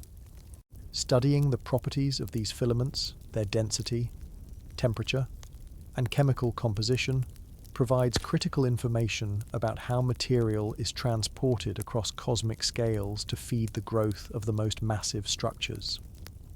The immense distance to TON 618, over 10 billion light-years, means we observe it during a crucial epoch in cosmic history. 10 billion years ago, the universe was entering what astronomers call cosmic noon, the period of peak star formation and black hole activity. During this era, galaxies were forming stars at rates 10 or more times higher than in the present-day universe, and quasars like TON 618 were much more common. By studying the environment around this distant giant, we gain insight into the conditions that prevailed during this formative period when the universe was assembling the structures we see today. Observing the environment around TON 618 presents significant technical challenges. The overwhelming brightness of the quasar itself can drown out the fainter emission from surrounding structures, requiring careful observational techniques to separate the quasar light from its environment. Additionally, at such vast distances, structures that would be easily resolved in nearby galaxies become blurred together, requiring the highest resolution telescopes available to distinguish details. Despite these challenges, combining observations across multiple wavelengths allows astronomers to gradually build a more complete picture of this extraordinary cosmic neighborhood. What makes environments like the one surrounding TON 618 particularly valuable scientifically is that they represent extremes in cosmic evolution. Just as ecologists might study both typical forests and rare ecosystems to understand the full range of biological possibilities, astronomers examine both average cosmic environments and extreme ones to comprehend the full spectrum of astrophysical processes. TON 618 represents perhaps the most extreme known example of black hole growth, making its environment a crucial laboratory for testing theories of structure formation and evolution. The extreme environments surrounding objects like TON 618 challenge our everyday intuitions about how the universe works. Perhaps nothing illustrates this better than the bizarre behavior of time itself near massive black holes. While we typically experience time as flowing at a constant rate everywhere, Einstein's theory of relativity reveals this as an illusion of our low-gravity environment. Near extreme gravitational sources, like black holes, time itself stretches and warps in ways that sound like science fiction but are firmly established in our most accurate physical theories. Einstein's theory of general relativity, published in 1915, predicted that gravity doesn't just pull on objects, it distorts the very fabric of space-time. One consequence of this distortion is that time flows more slowly in stronger gravitational fields, a phenomenon called gravitational time dilation. While this effect is extremely subtle in the weak gravitational field of Earth, causing clocks at different altitudes to differ by just tiny fractions of a second, near a black hole, the effect becomes dramatically pronounced. For a supermassive black hole like TON 618, with its 66 billion solar masses, the time dilation effects reach truly extreme levels. As you approach the event horizon of this cosmic giant, time would pass more and more slowly compared to time far away from the black hole. At a distance of just 1.5 times the event horizon radius, what astronomers call the photon sphere, time would pass at roughly half the rate it does on Earth. Move closer to just 1.1 times the event horizon radius, and time would slow to about 1/10 the normal rate, right at the event horizon itself. Time dilation becomes infinite from the perspective of a distant observer. This means that if you were watching a clock falling toward the event horizon, you would see it tick more and more slowly, eventually appearing to freeze completely as it reached the boundary. From the distant observer's perspective, it would take an infinite amount of time for anything to actually cross the event horizon. This creates one of the great paradoxes of black hole physics. While distant observers never see anything actually enter a black hole, from the perspective of someone falling in, they would cross the event horizon in a finite and typically brief amount of time. This isn't just theoretical speculation. While we obviously can't place clocks near black holes to test these predictions directly, time dilation has been confirmed in numerous experiments here on Earth. Atomic clocks placed at different altitudes tick at measurably different rates due to Earth's gravitational field, an effect that must be accounted for in global positioning satellite systems to maintain their accuracy. If these tiny differences occur in Earth's relatively weak gravity, the enormous gravitational field of TON 618 would create time dilation effects billions of times more pronounced. For a hypothetical astronaut falling toward TON 618, the experience would be profoundly strange. As they approached the black hole, looking back toward Earth, they would see events there unfolding at an increasingly accelerated pace. A day on Earth might pass in what seemed like minutes to the falling observer. Meanwhile, from Earth's perspective, the astronaut would appear to move in extreme slow motion, eventually freezing at the event horizon. Their radio signals would become increasingly red-shifted, stretched to longer wavelengths by the gravitational field, and would arrive at increasingly long intervals. This time, dilation affects all physical processes equally. Chemical reactions, biological processes, the ticking of mechanical watches, the oscillations of light waves, all slow down by the same factor. A candle near the event horizon would burn more slowly when viewed from a distance. A person there would age more slowly compared to those farther away. Even light itself is affected, not its speed, which remains constant according to relativity, but its frequency, which shifts toward the red end of the spectrum as it climbs out of the gravitational well. For TON 618, these effects would be particularly dramatic due to its enormous mass. The event horizon of this ultra-massive black hole spans billions of kilometers, creating a much more gradual gradient of gravitational strength compared to smaller black holes. This means that tidal forces, the difference in gravitational pull between your feet and head if you are falling feet first, would be relatively mild near the event horizon, potentially allowing a spacecraft to survive intact while experiencing extreme time dilation. In contrast, near a stellar mass black hole, tidal forces would tear apart any object long before it reached a region of significant time dilation. Computer simulations of black hole environments incorporate these time dilation effects, creating striking visualizations of how objects would appear to freeze as they approach the event horizon. Light from objects near the horizon undergoes extreme gravitational redshift, shifting to longer wavelengths and eventually becoming invisible to human eyes, combined with the light-bending effects of the warped spacetime. These phenomena create distinctive visual signatures that astronomers hope to observe in detail with future telescopes. The time dilation near black holes isn't just an interesting theoretical curiosity. It has practical implications for our observations of these objects. Any process occurring near the event horizon appears dramatically slowed down from our perspective. This means that dynamic events that might take seconds or minutes in the black hole's vicinity can appear to unfold over years or decades from Earth. This effect must be accounted for when interpreting observations of activity near supermassive black holes, adding another layer of complexity to an already challenging field of study. The extreme nature of time near black holes highlights the profound difference between our intuitive understanding of the universe and the actual nature of spacetime according to our best physical theories. What seems like absolute common sense, that time flows at the same rate everywhere, turns out to be merely a local approximation that breaks down in extreme environments. This realization has deep implications for our understanding of the universe and represents one of the most profound conceptual shifts in the history of physics. Given these extraordinary properties of space-time near black holes, what would it be like to actually journey to an object like TON 618?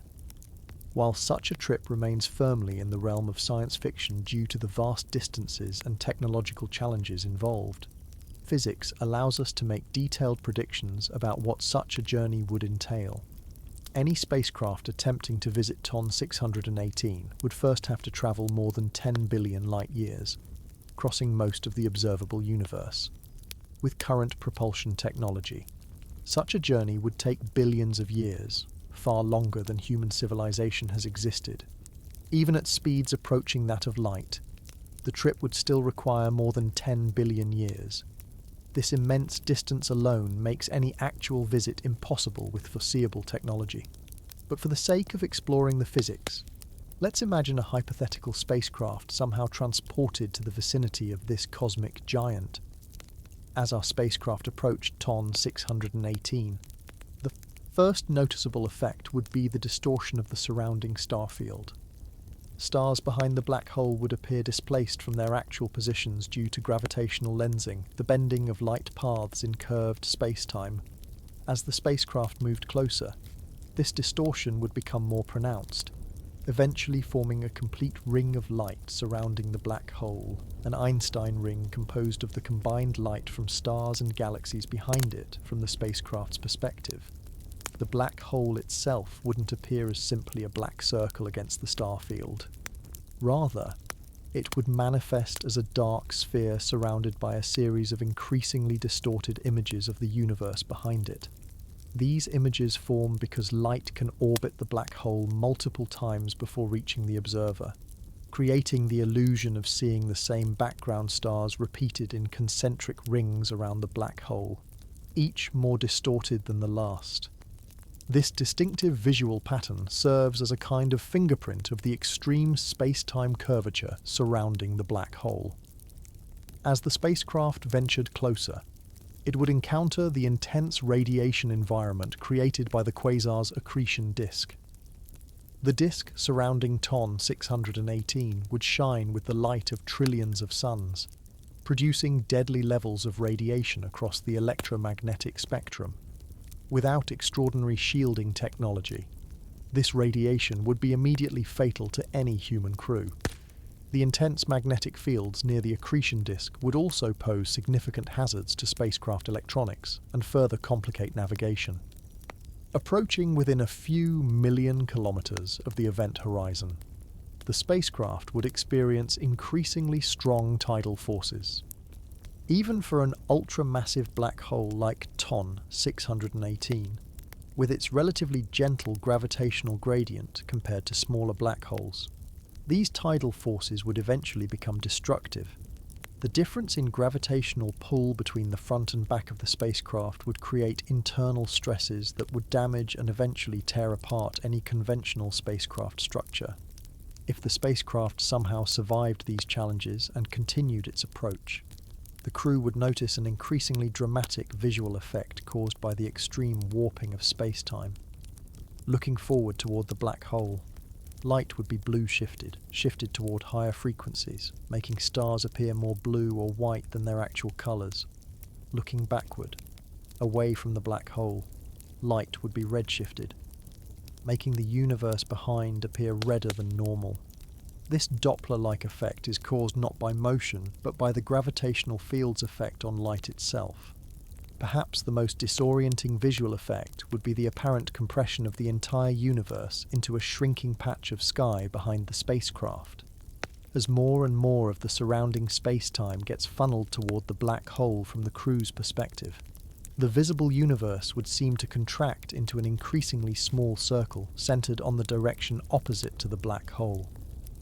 Meanwhile, the black hole itself would appear to grow until it occupied nearly the entire forward field of view. Communication with the outside universe would become increasingly difficult as the spacecraft approached the event horizon. Radio signals sent back to Earth would suffer extreme gravitational redshift, lowering their frequency and energy. A message that might take milliseconds to transmit from the spacecraft's perspective would arrive stretched out over much longer periods when received on Earth, potentially making communication impractically slow. Eventually, signals would be redshifted to such low frequencies that they would become undetectable with conventional equipment. For observers on Earth watching this hypothetical mission, the spacecraft would appear to move more and more slowly as it approached the event horizon, an effect of the time dilation we discussed earlier, so.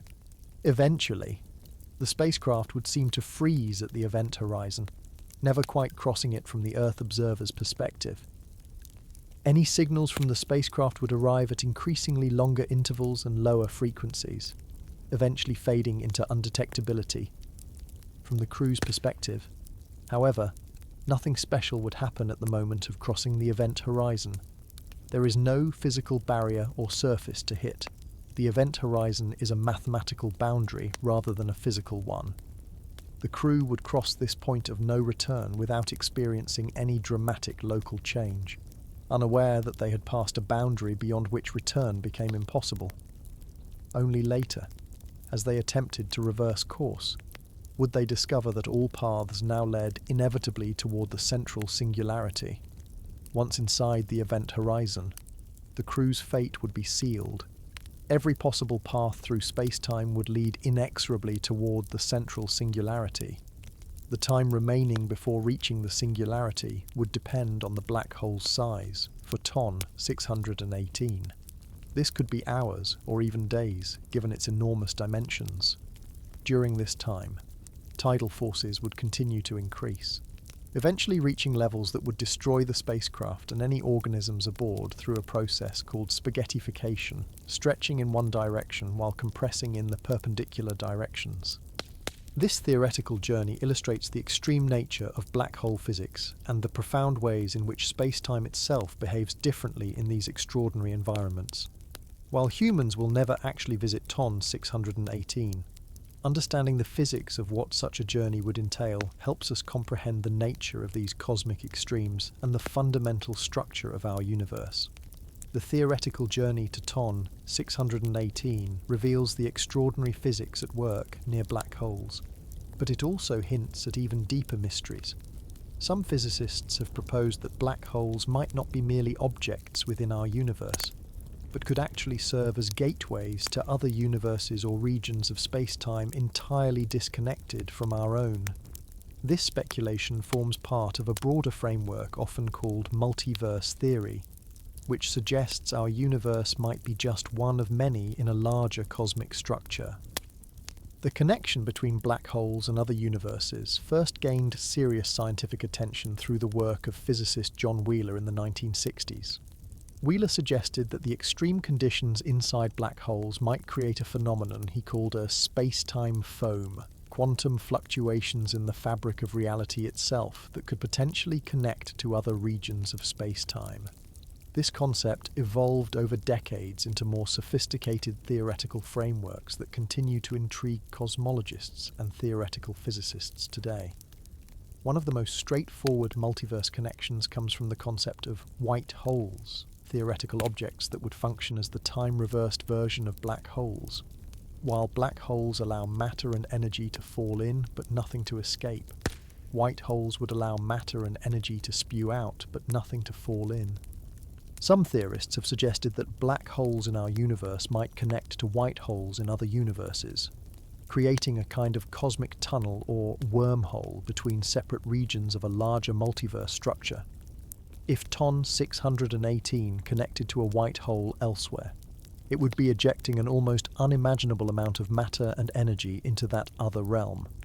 The theoretical physicist Lee Smolin developed this concept further with his theory of cosmological natural selection, or cosmic natural selection.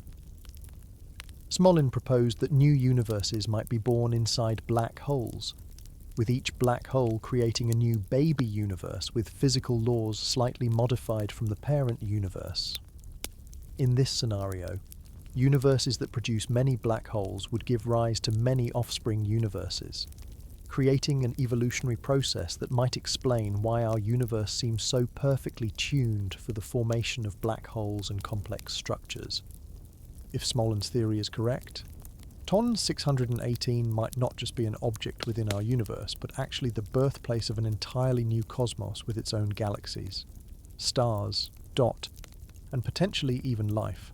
Another connection between black holes and the multiverse comes from string theory and its extension, M-theory. These frameworks, which attempt to unify quantum mechanics and general relativity, often predict the existence of multiple dimensions beyond the three spatial dimensions we experience in everyday life. Some versions of string theory suggest that our universe might be a three-dimensional brane, short for membrane, floating in a higher dimensional space. In these models, black holes might serve as connections between different branes or different regions of the higher dimensional space, potentially allowing transit between different universes within the multiverse. The concept of primordial black holes adds another layer to this theoretical connection. These hypothetical objects would have formed not from collapsed stars, but directly from density fluctuations in the earliest moments after the Big Bang. Some cosmological models suggest that during an early phase of cosmic inflation, a period of extremely rapid expansion, quantum fluctuations could have created regions dense enough to collapse immediately into black holes. If cosmic inflation created multiple bubble universes, as some theories suggest, primordial black holes might serve as relics from the birth of the multiverse itself. The information paradox, first identified by Stephen Hawking, provides yet another connection between black holes and potential other universes. Hawking showed that black holes should gradually evaporate through a quantum process now called Hawking radiation. This created a paradox because quantum mechanics requires information to be preserved. Yet information about objects falling into the black hole seemed to be destroyed when the black hole eventually evaporated completely. One proposed resolution to this paradox suggests that the information isn't actually destroyed, but instead is transferred to another universe or region of space-time through quantum entanglement processes. Under this interpretation, black holes like TON 618 might preserve information by encoding it in subtle quantum correlations that connect our universe to others. Some more speculative theories propose that the interior region of a black hole might itself constitute a new, expanding universe. According to general relativity, space-time inside the event horizon undergoes a dramatic restructuring where what was previously a spatial direction becomes temporal, and vice versa. This restructuring could, in theory, appear as an expanding spacetime from the perspective of observers inside the black hole, effectively a new universe with its own laws of physics. If this scenario were true, the interior of TON 618 would contain an entire universe potentially much larger than the black hole appears from our external perspective. The holographic principle, a concept arising from string theory and black hole thermodynamics, suggests another intriguing connection. This principle proposes that all the information contained in a volume of space can be encoded on the boundary of that region, applied to the entire universe. This suggests our three-dimensional reality might be encoded on a distant two-dimensional surface, similar to how a hologram creates the illusion of three dimensions from information stored in two dimensions. Some physicists have suggested that black holes might represent points where this holographic correspondence becomes apparent, potentially connecting our universe to the fundamental reality that generates it. While these connections between black holes and multiverse theories remain firmly in the realm of theoretical physics rather than observational astronomy, they highlight the profound significance of objects like TON 618. Beyond their already extraordinary properties within our known universe, these cosmic behemoths might play even more fundamental roles in the larger structure of reality. If any of these theories prove correct, the largest black holes might not merely be objects within our cosmos, but crucial components in the machinery of a much grander multiverse. These speculations about multiverses naturally lead us to consider the fundamental limits of our current physical understanding. As fascinating as these theories are, they highlight a sobering reality. When we approach extreme environments like those near TON 618, our most successful physical theories begin to break down. The regions near and within black holes represent the frontier where our current understanding of physics reaches its limits. The most fundamental problem arises from the incompatibility of our two most successful physical theories: general relativity and quantum mechanics. General relativity, Einstein's theory of gravity, describes space-time as a smooth, continuous fabric that curves in the presence of matter and energy.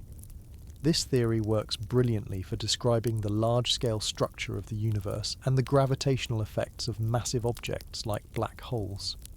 Quantum mechanics, on the other hand, describes the behavior of matter and energy at the smallest scales, revealing a probabilistic, discrete nature of reality that bears little resemblance to our everyday experience.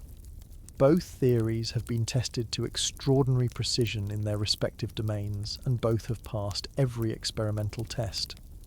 Yet when physicists attempt to apply them simultaneously to the same phenomena as would be necessary to fully describe black holes, they generate contradictions and mathematical infinities rather than sensible results.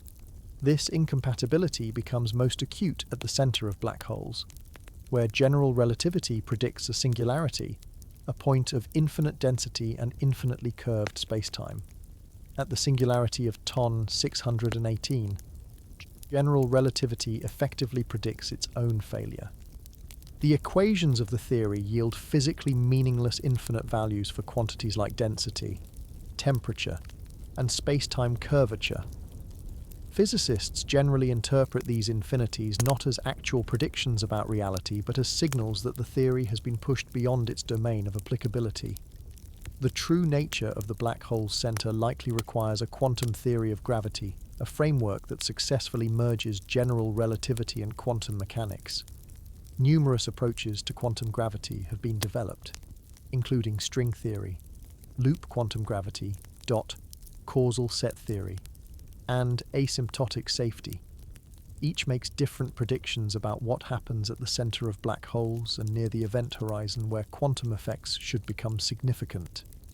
String theory, for instance, suggests that instead of a point-like singularity, the center of a black hole might contain a tiny vibrating string in higher dimensions, avoiding the problem of infinite density. Loop quantum gravity proposes that spacetime itself has a discrete, quantum nature at the smallest scales, preventing the infinite curvature predicted by classical general relativity. Another frontier of physics near black holes involves the nature of information. The black hole information paradox, whether information that falls into a black hole is truly lost or somehow preserved, remains one of the most significant unsolved problems in theoretical physics. In the 1970s, Stephen Hawking showed that black holes should slowly evaporate by emitting radiation, eventually disappearing completely. This created a profound problem. If the black hole eventually evaporates, what happens to the information about everything that fell in? Quantum mechanics requires that information be preserved, not destroyed. Several proposed resolutions to this paradox push the boundaries of known physics. Some suggest that information is stored in subtle quantum correlations in the Hawking radiation itself. Others propose that information remains in a kind of quantum fuzzball that replaces the traditional event horizon. Still others suggest that information might be preserved in higher dimensions or parallel universes. The resolution to this paradox will likely require fundamental new insights into the nature of information, spacetime, and reality itself. The event horizon itself represents another physical frontier.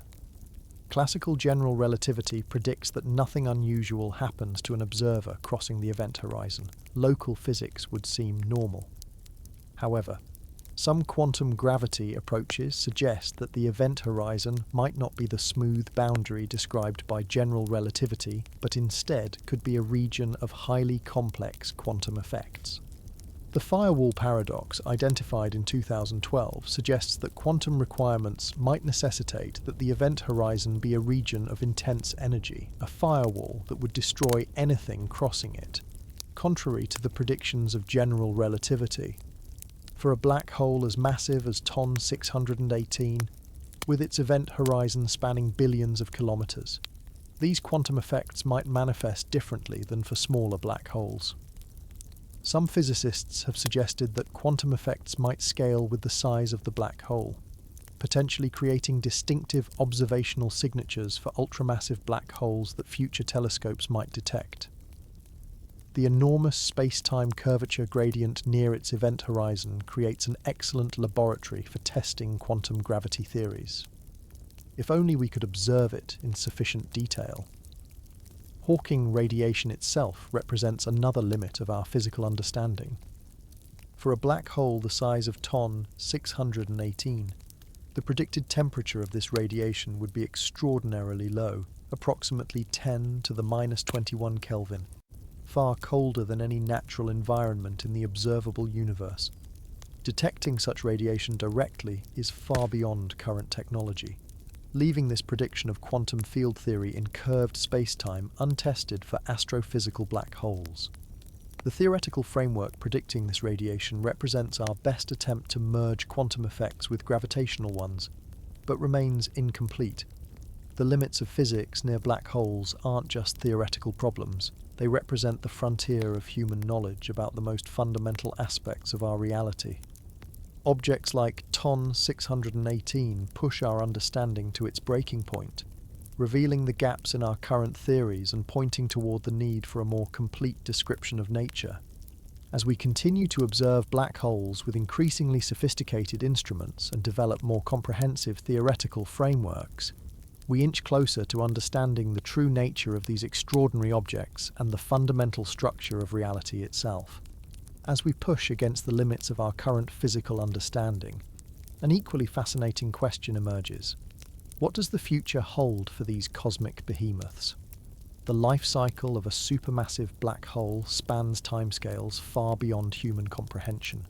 Yet cosmological simulations and theoretical physics allow us to project the likely fate of objects like TON 618 over unimaginably vast periods.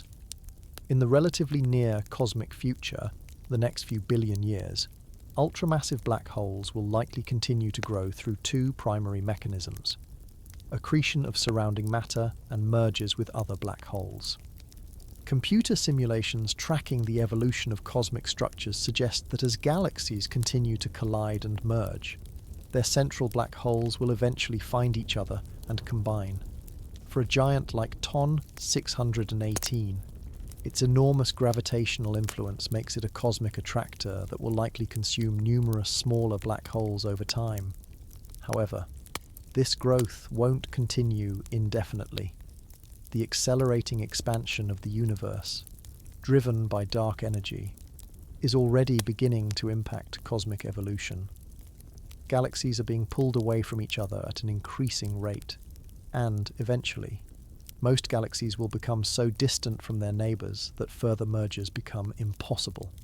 Current models suggest this process will isolate most galaxies within about 100 billion years, a mere 10 times the current age of the universe. Once isolated from external sources of matter, black holes like TON 618 will need to rely solely on material within their host galaxies for continued growth. Over extremely long timescales, they may gradually consume much of the gas and even stars in their vicinity. Stars that orbit too close will eventually be disrupted by tidal forces, creating brief feeding episodes. Others will be gravitationally scattered into new trajectories that bring them within the black hole's grasp. Some models suggest that within about 1 trillion years, many galaxies might have most of their matter consumed by their central black holes. As the universe continues to age, another factor will dramatically slow black hole growth: the end of star formation. The universe's supply of hydrogen and helium gas, the raw material for new stars, won't last forever. Current projections suggest that the era of active star formation will largely end in about 1 to 10 trillion years, without new stars forming and eventually dying. The supply of fresh gas to feed black holes will diminish dramatically. At this point, even the most massive black holes will enter a state of cosmic hibernation, with only occasional meals when they happen to capture a passing star or gas cloud.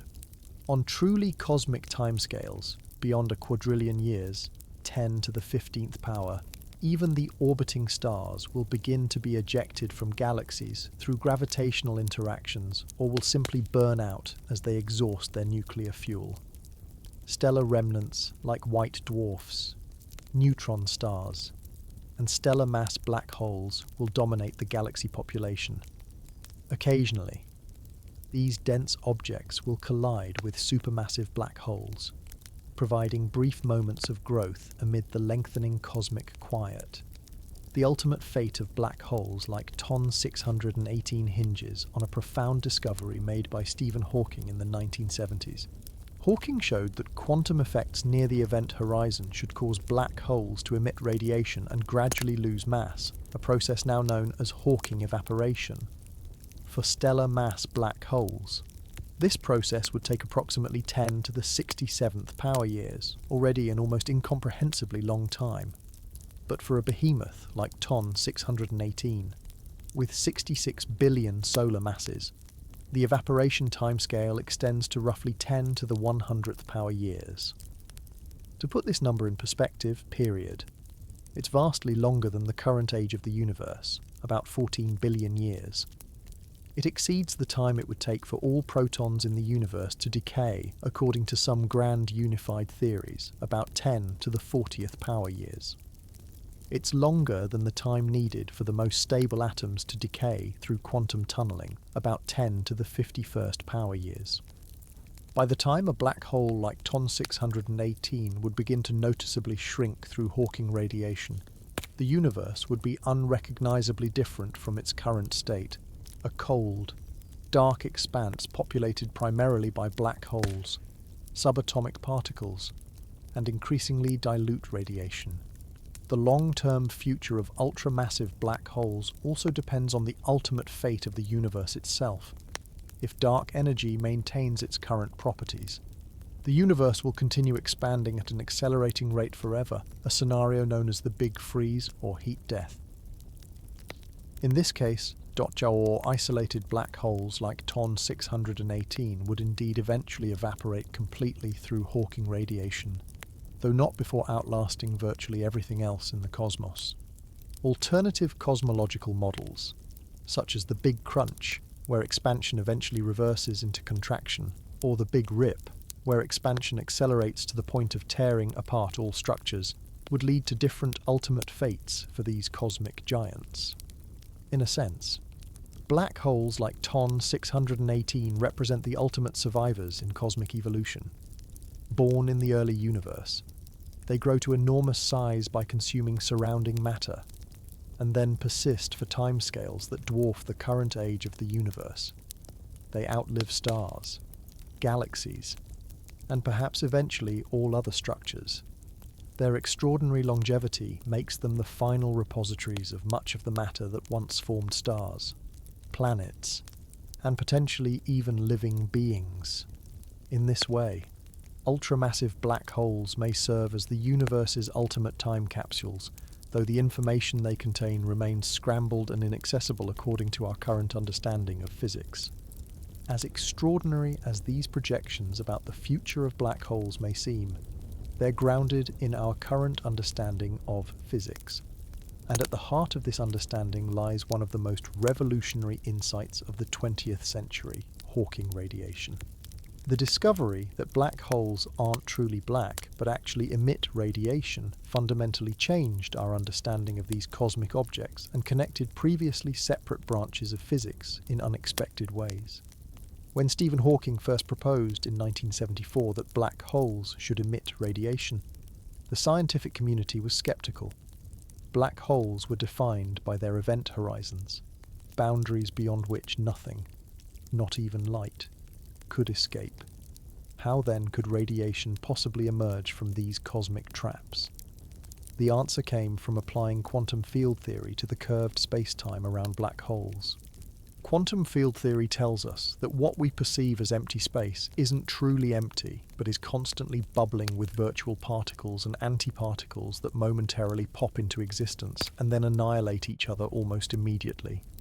These particle pairs normally have no observable effect because they exist for such incredibly short times. However, Hawking realized that near a black hole's event horizon, something extraordinary can happen. If a pair of virtual particles appears right at the event horizon, one particle might fall into the black hole while the other escapes to the outside universe. The escaping particle becomes real, observable radiation, while its partner, with negative effective energy, falls into the black hole, reducing its mass slightly. This process, now known as Hawking radiation, has profound implications. It means that black holes aren't eternal, but slowly evaporate over time. It also means they have a temperature, a property previously not associated with black holes. This temperature is inversely proportional to the black hole's mass. For a black hole like TON 618, the temperature would be unimaginably cold, approximately 10 to the negative 21st power Kelvin. This is billions of times colder than the current temperature of the cosmic microwave background, about 2.7 Kelvin, making such radiation completely undetectable with any foreseeable technology. The evaporation process proceeds extremely slowly for large black holes but accelerates as they lose mass. This occurs because smaller black holes have higher temperatures and emit radiation more rapidly. A black hole with the mass of TON 618 would initially lose mass at an imperceptible rate, far less than a single atom's worth of mass per trillion years.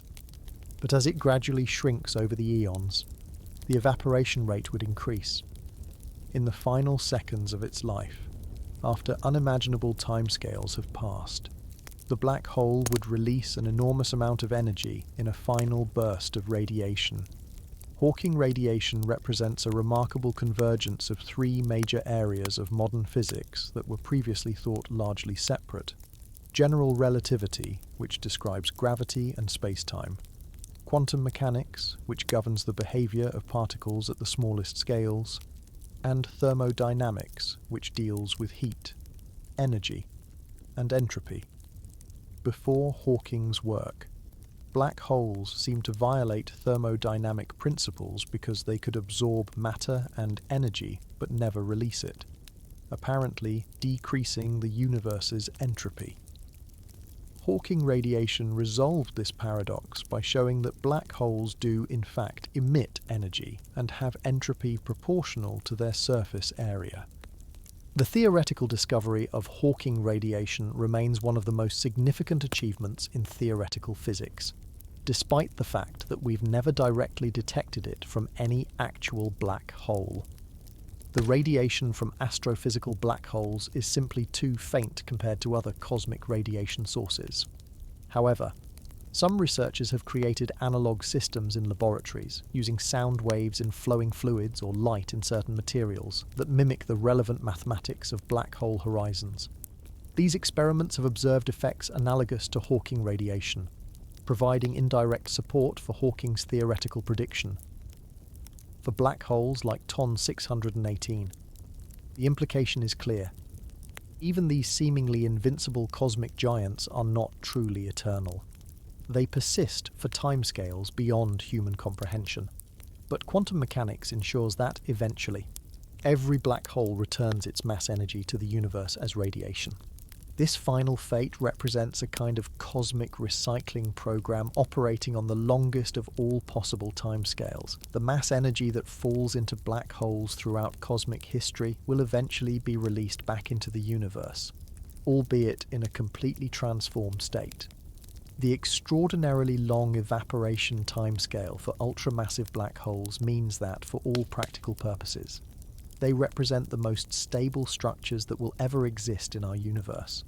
Long after stars have burned out, planets have disintegrated, and even atoms have potentially decayed, black holes will persist as the final repositories of the matter that once made up galaxies. Their gradual evaporation represents the final, extraordinarily slow process in the life cycle of matter in our universe, the ultimate demonstration of the patient but inexorable operation of the laws of physics across timescales that dwarf human existence. The extraordinarily long timescales of black hole evolution highlight how these objects connect the present universe to its most distant future. Yet black holes don't just operate in the physical realm of stars and galaxies. They've also profoundly influenced human culture, transforming from obscure mathematical curiosities into powerful symbols that permeate art, literature, film, and popular imagination. The story of how these invisible cosmic objects captured the public consciousness represents one of the most remarkable crossovers between frontier science and mainstream culture in modern history.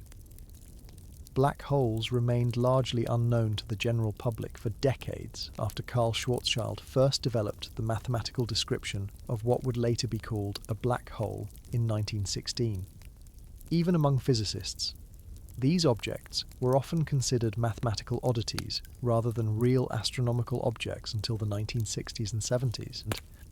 The term black hole itself was coined relatively recently. Physicist John Wheeler first used it publicly in 1967, giving these objects the catchy, somewhat ominous name that would help secure their place in popular imagination. The cultural breakthrough for black holes came largely through the work of Stephen Hawking, who became one of the most recognizable scientists in the world despite his physical limitations due to ALS. His 1988 book, A Brief History of Time, sold more than 10 million copies worldwide and introduced concepts like black holes, their event horizons, and Hawking radiation to millions of non-scientists. Hawking's remarkable personal story, combined with his ability to explain complex concepts in accessible language, helped transform black holes from esoteric physics into household conversation topics. Science fiction embraced black holes enthusiastically, using them as plot devices, settings, and metaphors in countless stories, novels, and films. Stanley Kubrick's landmark 1968 film 2001, A Space Odyssey, based on Arthur C. Clarke's story, didn't explicitly feature a black hole but included a mysterious monolith that evoked similar themes of cosmic unknowability. Later films like The Black Hole, 1979, Interstellar, 2014, and Event Horizon, 1997, placed these objects front and center, using them as gateways to other dimensions, time travel devices, or sources of existential horror. The visual representation of black holes evolved dramatically over time, reflecting advances in both scientific understanding and computer graphics. Early depictions often showed simple dark spheres against starry backgrounds, missing many of the complex visual effects that general relativity predicts. The 2014 film Interstellar marked a significant advance, as director Christopher Nolan collaborated with physicist Kip Thorne to create the most scientifically accurate black hole visualization ever put on film. The movie's depiction of Gargantua, a rapidly spinning supermassive black hole, included realistic gravitational lensing effects and an accretion disk with correct relativistic brightness variations. But perhaps no single cultural moment elevated black holes more than April 10th, 2019, when the Event Horizon Telescope collaboration released the first actual image of a black hole's shadow. The slightly fuzzy, orange-hued ring showing the supermassive black hole at the center of Galaxy M87 instantly became a global sensation.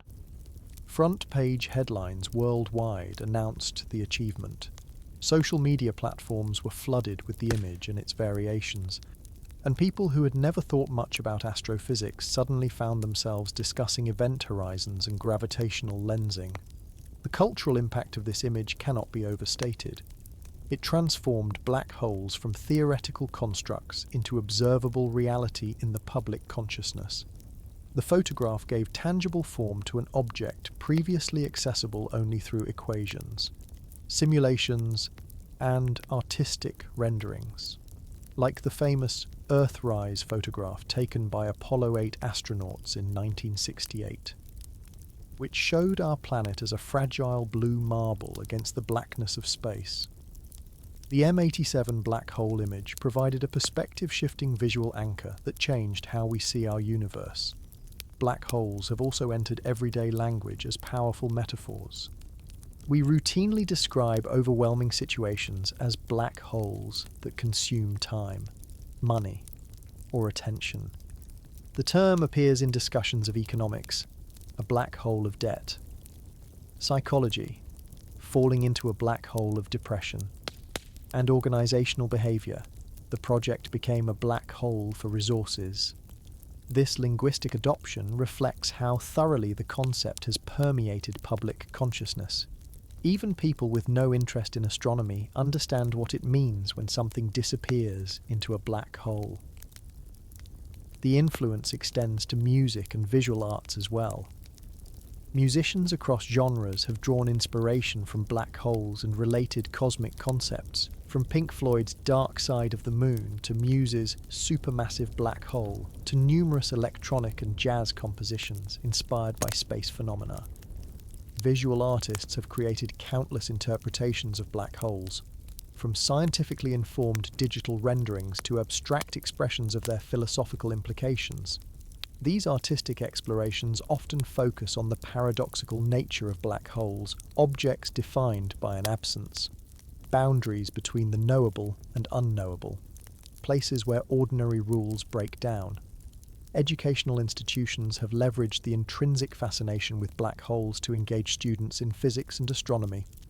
Concepts that might otherwise seem abstract or inaccessible, gravitational lensing, time dilation, event horizons, become more engaging when connected to these cosmic extremes. Planetarium shows featuring simulated journeys to black holes routinely sell out, and online courses about black hole physics attract participants ranging from high school students to retirees with no formal scientific background. For many people, black holes serve as entry points to bigger questions about the nature of reality, time, and existence itself. Unlike many scientific topics that seem disconnected from everyday experience, black holes speak to fundamental aspects of our reality, the nature of space and time, the limits of knowledge, the rules governing our universe at its most extreme. They provide concrete examples of how counterintuitive the universe can be when examined deeply, challenging our common sense notions and expanding our conception of what's possible. The cultural impact of black holes demonstrates the power of scientific discovery to transcend laboratory walls and academic journals. When the human imagination encounters these extraordinary cosmic objects, the result isn't just increased scientific knowledge, but a richer cultural landscape where art, literature, film, and everyday conversation are infused with the wonder of the cosmos. Objects like TON 618, though invisible and unimaginably distant, nevertheless expand our collective horizons and reshape how we understand our place in the universe. This profound cultural impact of black hole science raises important questions about the broader social and ethical dimensions of astronomical research. The pursuit of knowledge about cosmic extremes like TON 618 involves complex decisions about resource allocation, international collaboration, risk assessment, and the fundamental value of pure scientific inquiry. As we continue our journey to understand the largest black holes in the universe, these ethical considerations deserve thoughtful attention. The financial investment in black hole research is substantial by any measure. The Event Horizon Telescope project that captured the first black hole image involved 8 radio observatories around the world, hundreds of researchers, and cost approximately $50 million. The James Webb Space Telescope, which will study distant quasars and their host galaxies, cost nearly $10 billion to develop, build, dot, and deploy. Future projects like the Laser Interferometer Space Antenna LISA, designed to detect gravitational waves from supermassive black hole mergers, will require similar multi-billion-dollar investments. These significant expenditures naturally raise questions about priorities in scientific funding. Critics sometimes ask whether such vast sums might better address immediate human needs like disease research, poverty reduction, or climate change mitigation. Proponents counter that the amounts spent on astronomy represent a tiny fraction of global spending, and that the pursuit of fundamental knowledge has consistently yielded unexpected practical benefits while inspiring generations of scientists and engineers. The history of science offers some support for this view. Research that initially seemed purely theoretical has repeatedly led to practical applications that transformed society. quantum mechanics, originally developed to explain atomic behavior, eventually enabled the development of transistors, lasers, and the entire digital revolution. Einstein's general relativity, which predicts black holes, now plays an essential role in GPS satellite navigation systems, which must account for the relativistic time dilation effects he described. The quest to understand black holes drives advances in computational techniques, imaging technology, and data processing that find applications far beyond astronomy, beyond these practical considerations. Black hole research exemplifies the power of international scientific collaboration in an often divided world. The Event Horizon Telescope project united researchers from over 20 countries, transcending political tensions and cultural differences in pursuit of a common goal. Such collaborations demonstrate how science can serve as a form of diplomatic soft power, building relationships and trust between nations that might otherwise have limited positive interaction. In an era of resurgent nationalism and geopolitical tension, these scientific partnerships provide valuable channels for continued international cooperation. The ethics of risk assessment also enters discussions of certain types of black hole research. When the Large Hadron Collider was being constructed, some expressed concern that high-energy particle collisions might create microscopic black holes that could theoretically pose an existential threat, while physicists conclusively demonstrated that any such mini black holes would evaporate almost instantly through Hawking radiation. The episode highlighted the importance of rigorous risk assessment and transparent public communication in scientific projects that probe fundamental physics. Questions of access and ownership arise as well. Who should control the data from publicly funded astronomy projects? Should all scientific findings be immediately available through open access publications? Or do journals and research institutions have legitimate interests in controlling distribution? As observations of objects like TON 618 generate increasingly valuable data sets, these questions of scientific ownership and access become more pressing. The distribution of benefits from astronomical research also raises ethical considerations. While projects like the Event Horizon Telescope involve international teams, the participating institutions come primarily from wealthy nations. Developing countries often lack the resources to participate in frontier astronomy, potentially missing educational and technological benefits. Some projects have addressed this by establishing programs that actively involve researchers from underrepresented regions, providing training and infrastructure that helps build scientific capacity beyond the traditional research powerhouses. The knowledge gained from studying supermassive black holes also has implications for our understanding of humanity's place in the cosmic context. As we comprehend the immense scales of objects like TON 618, the vast distances involved, and the extreme timescales of their evolution, we gain perspective on our own existence. This cosmic perspective has cultural and potentially ethical implications, influencing how we value our planetary home and our responsibilities toward future generations who will inherit it. Education presents another ethical dimension of black hole research. How should complex science be communicated to the public? Simplifications that make concepts accessible sometimes sacrifice accuracy, while technically precise descriptions may remain inaccessible to non-specialists. Scientists and science communicators must constantly balance these competing values, striving to inspire without misleading and to educate without overwhelming. The widespread fascination with black holes provides an opportunity to improve scientific literacy more broadly, but only if the communication is both engaging and honest about the limits of current knowledge. Perhaps most fundamentally, research into cosmic extremes like TON 618 raises questions about the value of knowledge itself. In a world with pressing practical problems, what is the worth of understanding phenomena that will never directly affect daily human life?